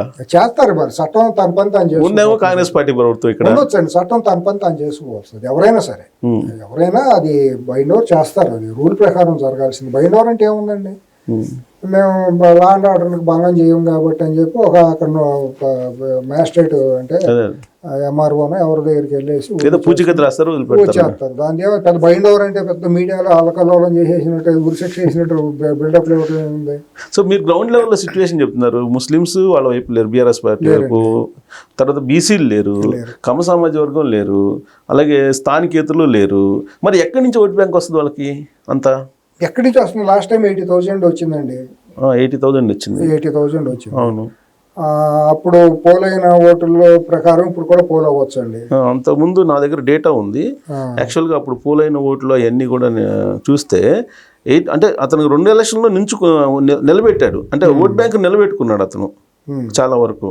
ఇప్పుడు చూడండి 2023లో 80,549 ఓట్లు వచ్చినాయి. అంత 43% వచ్చింది. ఎంఐఎంతో కలిసి ఉంటే, ఎంఐఎం ఉంది కలిసి ఉండి కమ్మ సామాజిక వర్గం వాళ్ళు కూడా చాలా మంది అతనికి అనుకూలంగా ఉండి, కమ్మ వాళ్ళు ఎవరు కూడా వ్యతిరేకంగా మాట్లాడలేని పరిస్థితుల్లో మనకి ఎందుకులే అన్నట్టు ఎవరికాళ్ళు భయపడి లేకపోతే ఇంకోటి వదిలిపెడితే, ఎందుకంటే కమ్మ సామాజిక వర్గం ఓట్లు 40,000 పైచీలకు ఉన్నాయని బలమైన జూబ్లీహిల్స్ నియోజకవర్గం డిసైడ్ ఫ్యాక్టర్. అదే కదా నేను ఇది. ఓకే. నాకు బీఆర్ఎస్ వాళ్ళు చెప్పిన మాట ఇది. ఓకే. గోపి చేపించినాడు, సర్వే చేపించాడు. 35 నుంచి 38,000-40,000 ఓట్లు ఉన్నాయనే మాట. తర్వాత ఇప్పుడు నాకు core team, KTR core team నుంచి కూడా నాకు వ్యక్తిగతంగా నాకు వచ్చిన సమాచారం అది. ఓకే. నేను కూడా ఇప్పుడు ఈ కులం అక్కడ ఎంత ఇక్కడ ఎంత అనేది, ఎందుకంటే కమ్మ కులం ఓట్లు ఎన్ని అని చెప్పడం అంటే కొద్దిగా కష్టం అవుతుంది. ఇప్పుడు ఎందుకంటే ముస్లిం అంటే పేరుని బట్టి చెప్పవచ్చు, రెడ్డి అంటే చివరి రెడ్డి అని ఉంటే చెప్పవచ్చు, అవును, యాదవ్ అంటే యాదవ్ అని పెట్టుకోవచ్చు. చివరి లేనప్పుడు చెప్పడం కష్టం. కాలనీకి కుల సంఘాలు ఉన్నాయనుకోండి, రిజిస్టర్ అయ్యి ఉంటే ఇది మా సంఘంలో ఎంత, మా సంఘం ఎంత 10% యాడ్ చేసి చెప్పవచ్చు. అటువంటిది లేని పరిస్థితి. అది గోపి చేపించాడు బూత్ వైజ్గా. అతను లాస్ట్ 10 years సో సుమారుగా 40,000 ఓట్లు ఉన్నాయి. సో ఇప్పుడు లాస్ట్ ఎలక్షన్లో ఇతనికి లంకా దీపక్ రెడ్డి ఇతనే పోటీ చేశాడు. 14% ఓట్ బ్యాంక్ వచ్చింది 23లో. ఇంకా తగ్గుతుంది, ఇప్పుడు తగ్గి షిఫ్ట్ అవుతుందా బీఆర్ఎస్ పార్టీకి? తగ్గొచ్చు. ఎందుకంటే క్యాండిడేట్ పెర్ఫార్మెన్స్ లేదు, అసలు ఇది వాళ్ళకే గెలవాలని లేదనే పరిస్థితి. బలహీనమైన క్యాండిడేట్. ఆ జనరల్ ఎలక్షన్లో వచ్చిన ఊపు కంటే ఎక్కువ రావాలి ఇప్పుడు, అసలు అది లేదు. ఇప్పుడు అదే కనుక వేరే ఎవరికైనా మహిళా క్యాండిడేట్కి, ఈ విద్యావంతురాలైన మహిళకి కనుక, ఆంధ్ర మూలాలు ఉన్న మహిళకు కనుక ఇచ్చి ఉంటే, సంపద చూసి ఆర్థికంగా బలమైన వాళ్ళని కనుక చూసి కనుక పెట్టుండుంటే, ఆర్ఎస్ఎస్ ఈ టీంలన్నీ కూడా బలంగా దిగి బూత్ వైజ్గా కనుక చేసి ఉంటే సింపుల్ కేక్ వాక్ లాగా గెలవడానికి అవకాశం ఉంటుంది. సార్ ఇప్పుడు 2018లో ఇతను నవీన్ యాదవ్కి ఇండిపెండెంట్గా చేశాడు. అవును, 18,000 ఓట్లు వచ్చినాయి. పర్సనల్ ఓట్లేనా? పర్సనల్ ఓటే. ముస్లిం ప్యూర్ పర్సనల్ ఓట్లు, పర్సనల్ ముస్లిం ప్లస్ తన సొంత సామాజిక వర్గం, ఇతర కొన్ని. ఇదే ఎంఐఎంకి 2014లో పోటీ చేస్తే 41,000 వచ్చినాయి అతనికి. ఆ తర్వాత ఇండిపెండెంట్ చేస్తే 18,000 వచ్చినాయి. అంటే 25,000 అంతే కదా. ఆ 30,000 కదా ముస్లిం ఓట్ బ్యాంక్ అనేది. అంటే ఎంఐఎం ఓట్ బ్యాంక్ మనం చెప్పుకునేది. అంటే అతను ఆ రోజు పోటీ చేసినప్పుడు. కాకపోతే అప్పుడు బీఆర్ఎస్ పార్టీకి ఎంఐఎం మద్దతు ఇస్తూ ఇచ్చింది. అయినా క్యాండిడేట్ ని పెట్టినప్పుడు మరి అటే వేస్తారు కదా. ఎంఐఎం క్యాండిడేట్ పెట్టింది 2014. నవీన్ యాదవే కుర్రాడు. నవీన్ యాదవే అదే ఎంఐఎం తరఫున సెకండ్ ప్లేస్ లోకి వచ్చాడు. అదే అనేది. అప్పుడు పడిన ఓట్లు ఎంత? 41,000. 41లో 18,000 తీసేయాలి. 25,000 కదా ఎంఐఎం ఓట్ బ్యాంక్ అక్కడ ఉన్నట్లేదు. అంతే అనుకో, సాలిడ్ ఓట్ బ్యాంక్ అదే అనుకో. అంతే కదా, క్లియర్ కదా. అవును. పోనీ 5,000 పెంచుకోండి, 30,000 వేసుకోండి. 30,000లో ఇవాళ ఓవైసీ వచ్చి గట్టిగా నిలబడినా 20,000 పడవచ్చు. నిలబడకపోయినా సగం పడతాయి. ఎందుకంటే సార్ నేను న్యూట్రల్గా ఉంటానని అంటాడా, లేకపోతే చేయలేదని అంటాడా? చెప్పాలి, ఏదో ఒకటి చెప్పాలి కదా. ఇవాళ అతను లాభం 3 ఏళ్ల పాటు తెలంగాణలో అతను లాభం పొందాలి అని అనుకుంటే సచ్చినట్టు కాంగ్రెస్ మొయ్యాల్సిందే కదా. మరి చేసినప్పుడు ఆ 25,000లో 30లో 25-20 రావాల్సిందే కదా. ఇంకో మార్పు కూడా ఏంటంటే, అప్పుడు ముస్లిం పెద్దలు ఎంఐఎం 2 ఒకటిగా ఉండేవి. కానీ ఇప్పుడు ముస్లిం పెద్దలు వేరు, ఎంఐఎం వేరు అన్నట్టుగా 2023లోనే మార్పు వచ్చిందండి. 2023లో కూడా ఫత్వా లాగా అందరిలో పిలిచి ఇచ్చేశారు. చేసినా కూడా చాలామంది ముస్లిం పెద్దల మాట కూడా వినకుండా బీఆర్ఎస్కి వ్యతిరేకంగా ఓటేశారు, అనుకూలంగా వేశారు. 23లో 23లో వేశారు. నిజామాబాదు ఈ ప్రాంతాలన్నీ కూడా కాంగ్రెస్కి వేయమని చెప్పినా కూడా కాంగ్రెస్కి వేయలే. కాంగ్రెస్ కనుక ముస్లింలు అందరూ ఏకంగా వేసి ఉంటే ఒక 10-15 సీట్లు ఇంకా వచ్చింది. కానీ ఇప్పుడు ఆల్ ఇండియా ముస్లిం లీగ్ ఏదో ఉంది సంథింగ్, అది వాళ్ళు సాలిడ్గా ఒక నిర్ణయం తీసుకున్నారు. వీళ్ళు ముస్లిం పెద్దలు కూడా అదే ఫత్వా విడుదల చేస్తున్నారు అనేది కర్ణాటక నుంచి మొదలైంది అంటారు. అవును, గుల్బర్గాను అక్కడ లాస్ట్ టైం అక్కడ వీళ్ళందరూ మొతావలీలే అంటారు కదా. ఎంఐఎం రానిలు అక్కడికి అవును, వార్నింగ్ కూడా ఇచ్చారు. ఇప్పుడు జూబ్లీహిల్స్లో కూడా అలాంటి పరిస్థితి వస్తుందంటారా? వస్తుందండి. వస్తే ముస్లింలు అందరూ కూడా బీజేపీకి వాళ్ళకి ఆగర్భ శత్రువు బీజేపీ ఏమండి, ఖమ్మం వాళ్ళకి ఆగర్భ శత్రువు బీఆర్ఎస్, కల్వకుంట్ల కుటుంబం, ఇంతే వైస్ వర్స. ఇప్పుడు ఇక ఏది అసలు బీఆర్ఎస్కి ఓటు బ్యాంక్ ఎక్కడ ఉంది, ఏ రకంగా ఓటు బ్యాంక్ ఉంది? ఉన్నారు కదా, వెలమ 1000 మంది ఉంటారేమో మొత్తం. తెలంగాణ ఎంతమంది ఉన్నారు? జూబ్లీహిల్స్లో అంతేనండి, 1000 ఉంటారు, 1500 ఉంటారు. తెలంగాణలో మొత్తంగా వెలమ సామాజిక వర్గం ఉంది 2 లక్షలు. 2 లక్షలు. సో ఇక్కడ 100 కన్నా తక్కువ ఉంటారు అయితే. అంతే కదా, అంతే కదా. 1000 ఉంటారు, 2000 ఉంటారు. వాళ్ళు అయితే గెలిచిపోతుంది పార్టీ. అయినా వెలమలందరూ ఏకఛత్రాధిపత్యంగా బీఆర్ఎస్కే ఉంటారా? అసలు నిజంగా నేను చూసింది, నేను కరీంనగర్, హైదరాబాద్, నిజామాబాద్లో చూసినప్పుడు 70-80% వెలమలందరూ ఎగనెస్ట్ కల్వకుంట్ల కుటుంబంతో ఉన్నారు. నేను వ్యక్తిగతంగా వాళ్ళతో ఇంటరాక్ట్ అయ్యి మాట్లాడి చేసినప్పుడు ఏ కులం ఎవరితో ఉండదండి. వాళ్ళు తెలుగుదేశం వాళ్ళందరూ, కమ్మళ్ళందరూ ఏకఛత్రాధిపత్యంగా తెలుగుదేశంతో ఉంటారా? డిఫరెంట్ ఉండరు కదా, మెజారిటీ ఉంటారు. మెజారిటీ ఉండొచ్చు, కొద్దిగా గొప్ప అభిమానం కొద్ది. లాస్ట్ టైం వైసీపీకి వేయలేదు ఎక్కువ మంది. మరి ఇవన్నీ అంతే సింపుల్ అండి. సో ఓవరాల్ గా ఒక 5 ఫ్యాక్టర్లు తీసుకుంటే ఒక్క ఫ్యాక్టరే బీఆర్ఎస్ పార్టీ కనబడుతుంది, 4 ఫ్యాక్టర్లు కాంగ్రెస్ కనబడుతుంది, కాంగ్రెస్ అనుకూలంగా. అవును. సో ఒక అంటే ప్రభుత్వ వ్యతిరేకత అనే ఒక ఫ్యాక్టర్ తప్ప ఇంకేం కనపడలేదు బీఆర్ఎస్ పార్టీకి. వాళ్ళ ఎన్టీఆర్ గురించి మాట్లాడినప్పుడు రేవంత్ రెడ్డి గారు నేను మాట్లాడిన భాష కూడా చాలా అందరికీ హార్ట్ టచ్ అయిందండి, గుండెలకు తాకుతుంది. బీసీలు వాళ్ళందరూ ఉంటారు కదా. ఇప్పుడు ఎప్పుడు కూడా రేవంత్ రెడ్డి వికృతంగా మాట్లాడట్లా, ప్రకృతి విరుద్ధంగా నాటకీయంగా మాట్లాడటం ఎప్పుడూ లేదు. సో ఇదే లాస్ట్ ఎలక్షన్ బీఆర్ఎస్ పార్టీకి 100%. మనం లాస్ట్ టైం అనుకున్నట్టున్నా, లాస్ట్ టైం ఇంటర్వ్యూలో ఒకసారి చెప్పాను, 18% వచ్చిందండి 2024లో. బాగా గుర్తు. మన వరంగల్లో ప్లేనరీ పెట్టినాక ఆఖరి ప్లేనరీ అని చెప్పారు. ఆ తర్వాత కవిత గారు బయటకు వచ్చారు. ఇంకా జరుగుతుంది, ఇంకా చాలా జరుగుతుంది. సో ఇప్పుడు 18% వచ్చింది సార్ 2024లో లోక్సభ. అదే లాస్ట్ జరిగిన ఎలక్షన్ బీఆర్ఎస్ పార్టీకి బలం అది. ఇప్పుడు ఆ తర్వాత జరిగే ఎలక్షన్ ఇది ఉప ఎలక్షన్, బై ఎలక్షన్. 18% 18% 3 లక్షలు వేసుకోండి. 3 లక్షలు 18% ఎంత వస్తుంది లెక్క వేసుకోండి. 30,354,000 అంతే. లాస్ట్ టైం 80 వచ్చింది. అవును. ఇప్పుడు 50,000 60,000 దాకా వస్తుంది. సో కేకే సర్వే పులిహార, అది పులిహార నిన్నే తెలుసు. అది అంతే, దాంట్లో ఏమీ లేదు. ఇక 30,000 అనేది మినిమం అండి సుబ్బారావు గారు. అది క్యాండిడేటా లేదా ఇంకోటి కాదండి. క్యాండిడేట్ కనుక ఎలక్షనీరింగ్ జాగ్రత్తగా చేసుకుని పాప మా చిన్నశ్రీశైలం కనుక వచ్చి అతను జరిగిన చరిత్ర అంతా కనుక అక్కడే ఉండేది గెస్ట్ హౌస్ చేయొచ్చు. మరి ఏం చేస్తాం, మరి నాకేం కోఆర్డినేషన్ లేదు, ఎవరో తెలియదు, నాకు వాళ్ళు ఎవరో ఏం చేసుకుంటున్నారో తెలియదు. మనం చెప్తే బాగాదు సలహాలు, ఉచిత సలహాలు. మీకు ఇప్పుడు కృష్ణకాంత్ పార్క్ దగ్గర లోపల ఒక గెస్ట్ హౌస్ ఉండేది. ఆ గెస్ట్ హౌస్ లో ఒక సినీ నిర్మాత ఉండేవాడు, సిద్దిపేటకు సంబంధించినటువంటి ఒక సినీ నిర్మాత. ఎందుకు మా నాన్న శ్రీశైలం చెప్తాడు కదా, ఆ నిర్మాత ఆఫీస్ లో జరిగిన వ్యవహారాలు ఇవన్నీ. శ్రీశైలం యాదవ్ గారు ఎవరో కదా, నిర్మాత పేరు కూడా ప్రధాని రామకృష్ణ గౌడ్ గారే, ప్రస్తుతం తెలంగాణ ఫిల్మ్ ఛాంబర్ అధ్యక్షుడు. ఆయన ఏమో తెలియదు. ఆ గెస్ట్ అతను సినీ నిర్మాతగా చిన్న నిర్మాతగా అక్కడ ఉండేవాడు. ఎక్కువగా శ్రీశైలం అదే ఇదిగా ఉండేది. అక్కడ మేము నెంబర్ ఆఫ్ టైమ్స్ ఇప్పుడు ఆయన బీఆర్ఎస్ లో ఉన్నాడు. ఉంటాడు. మరి అవినాభావ సంబంధం కదా వాళ్ళకైనా. రామకృష్ణ గౌడ్ బాగా కావాల్సినాడు. యాక్చువల్గా తెలుగుదేశం ఆయన తెలుసు, కేసీఆర్ తో బాగా సన్నిహితుడు. అది నేను అనేది. అందుకనే లాస్ట్ టైము చంద్రశేఖరం కూడా డబ్బులు ఇవ్వటం, పార్టీకి ప్రచారానికి డబ్బులు ఇవ్వటం, బీఆర్ఎస్ పార్టీకి ఇవన్నీ చేశాడు.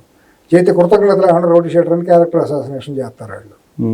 అది ఏం పద్ధతి సో ఇవన్నీ పబ్లిక్ పట్టించుకుంటారు అనేది వినిపిస్తుంది. మీ గ్రౌండ్కి వెళ్తున్నారు కదా వాళ్ళు తెలియదండి. ఇప్పుడు యాదవ్ సామాజిక వర్గం ఉంది, మా కులం మీద దాడి చేస్తారని వాళ్ళకి మండదా? ఎందుకు మండదండి? మన యాదవ్ కులస్తుడిని మనల్ని మనం ఎట్లా ఇది చేసుకోవాలి, ఎట్లా దాడి చేస్తాడని వాళ్ళ ఆత్మాభిమానం దెబ్బతిందా? ఇవాళ తలసాని శ్రీనివాస్ యాదవ్ ఉన్నాడు, అతను నగరంలో ఒక ప్రముఖమైన నాయకుడే కదా, అతను చేయడు కదా ఇక్కడికి వచ్చి, మరి అందులో అల్లుడే కదా, తమ్ముడు కూతురునే దగ్గర చుట్టాలి మరి వియ్యంకులు అండి ఇద్దరు, శంకర్ యాదవ్ అది ఉండేది. సో ఈ మొత్తం మీద టోటల్ పిక్చర్ చూస్తే అనుకూలమైన అంశాలు ఎక్కువగా కాంగ్రెస్ పార్టీకి 100 పాళ్ళు ఇప్పుడే అయిపోయింది, తేటకాలం అయిపోయింది. సో చూద్దాం, సర్వేలు పెట్టి జనాలు మిస్లీడ్ చేయడం. సువేరే గారి విశ్లేషణ కరెక్టా లేకపోతే కేకే సర్వే కరెక్ట్ అనేది మనం నవంబర్ 14 సువేరా సర్వే లేదు, సువేరా విశ్లేషణ లేదు, ఏమీ లేదండి. ఇది ప్రజాభిప్రాయం. ఓకే, ఇప్పుడు సామాన్య ప్రజలు అనుకునే ప్రజాభిప్రాయం తప్పించి మనం ఏం గొప్పవాళ్ళం కాదు, మనం ఏమి పెద్ద రీసెర్చ్ అండ్ అనాలిసిస్ వింగ్లో చేసేసి ఏదో పెద్ద డేటా అనాలిసిస్ చేసాను, ఇంత పెద్ద బిల్డప్ మాటలు అవసరం లేదు. అంటే 10 మంది తెలుసు మీకు, సమాజం మీద అవగాహన ఉంది, సామాజిక వర్గాల మీద అవగాహన ఉంది, కాబట్టి మీరు ఒక విశ్లేషణ చేశారు. మీరు సీనియర్ జర్నలిస్ట్ 2 సంవత్సరాల అనుభవంలో మీరు కామ్గా 4 వీధుల్లో తిరిగి వస్తే మీకు తెలియదు పబ్లిక్ పాలసీ అంటే. అర్థమైపోతుంది. 4 రోజులు టీ స్టాల్ దగ్గర పొద్దున నుంచి చాలు అర్థం. కృష్ణకాంత్ పార్క్ లాంటి చోట వాకర్ల దగ్గరికి వెళ్ళి చూస్తే తెలియదా? అవును. కాకపోతే ఏంటంటే వీళ్ళు లేని హైప్ చేసి శవానికి కూడా వెంటిలేటర్ పెట్టి బతికిద్దామనే ప్రయత్నాల్లో వీళ్ళు చేస్తున్నారు. అంతేనా లేదంటే బెట్టింగ్ వాళ్ళకి సంబంధించి అది ఎట్టాగా ఉంది అది? ఎందుకంటే గత వారం రోజుల నుంచి బీఆర్ఎస్కి అనుకూలంగా ఉంది, ఆధిపత్యంగా ఉందని సోషల్ మీడియాలో కొన్ని సర్వే కంపెనీల పేరుతో వస్తున్నాయండి. అవును. దీని మీద బెట్టింగ్ ఎంత హైప్ క్రియేట్ చేస్తే అంత బెట్టింగ్లు పెరుగుతాయండి. గ్యాదడికి తోలుడికి అనే సామెత ఉంటుంది కదా, గేద యజమాని గేద బతకాలని ఎడుతూ ఉంటే ఆ తొందరగా చచ్చిపోతే చర్మంతో 4 చెప్పులు కుట్టుకుని ఆ పిల్లలను పోషించుకుంటానని ఆ చర్మకారుడు ఇది చేసినట్టు దానివల్ల దానికి ఎడుతూ ఉంటారు. దీన్ని లేనిపోయింది బీఆర్ఎస్కి వెళ్తాను అంటేనే కదా హైప్ వచ్చి బెట్టింగ్లు చేసి, అది కామన్ సెన్స్. అది అర్థం. హిమాచల్ ప్రదేశ్, ఢిల్లీలో బోల్తా పడ్డాడు ఆయన. మహారాష్ట్రకు అనుకూలంగా ఇచ్చాడండి, దగ్గరగా అదే అంత ఇదిగా అదే. ఓకే, మొత్తం ఫెయిల్ అయ్యాడు. ఇప్పుడు మళ్ళీ ఇంకో బోల్తా పడితే ఇంక అంత మరో రాజగోపాలేనా? ఎప్పుడో నిన్నటితో అయిపోయిందండి. అతను కూడా వీలుని పోగొట్టుకున్నాడు, అనవసరం కుర్రాడు పాపం. అతను అంత ఆవేశపడిపోయి మరి ఎవరి చెప్పు చేతలోకి వెళ్ళాడో కానీ ఇవాళ వాళ్ళు ఇచ్చే చిన్నపాటి దానికోసం అటు చేస్తే రేపు పొద్దున భవిష్యత్తులో అతనికి లాంగ్ కంటిన్యూటీ ఉందనుకోండి, అతనికి ఒక అవకాశం ఉండేది తెలుగువాడిగా. ఎందుకంటే మనిషి చూస్తే పద్ధతి అయినాడు అని అనిపించేటట్టు ఉండాలి. అమెరికా సర్వే కూడా చేశారు, మీకు గుర్తుందో లేదు? గుర్తులేదు. అమెరికా సర్వేలో ట్రంప్ ఓడిపోతాడని చెప్పాడు ఆయన. ఇక్కడ కూర్చొని అమెరికాలో కూడా ఇక్కడ కూర్చొని అమెరికాది కూడా చెప్పాడు. సరే, కాదు రిలీజ్ చేయలేదు కానీ అఫీషియల్ గా. దృష్టికి రాలేదు. మీరు అంటారు కదా ఎవరు గోళ దోడుగా సరే, ఏం జరిగిందో 14 వరకు చూద్దాం. చూసేది ఏమి లేదు, ఆల్మోస్ట్ అయిపోతుంది. Majority matter of the majority తప్పించి ఎంత అంత అనేది దాంట్లో అది ఎవరో ఆపలేరు. కాంగ్రెస్ పార్టీ గెలుపుని ఎవరో ఆపలేరు, హరిహరాదులు వచ్చినా ఆపలేరు. Right sir, thank you very much.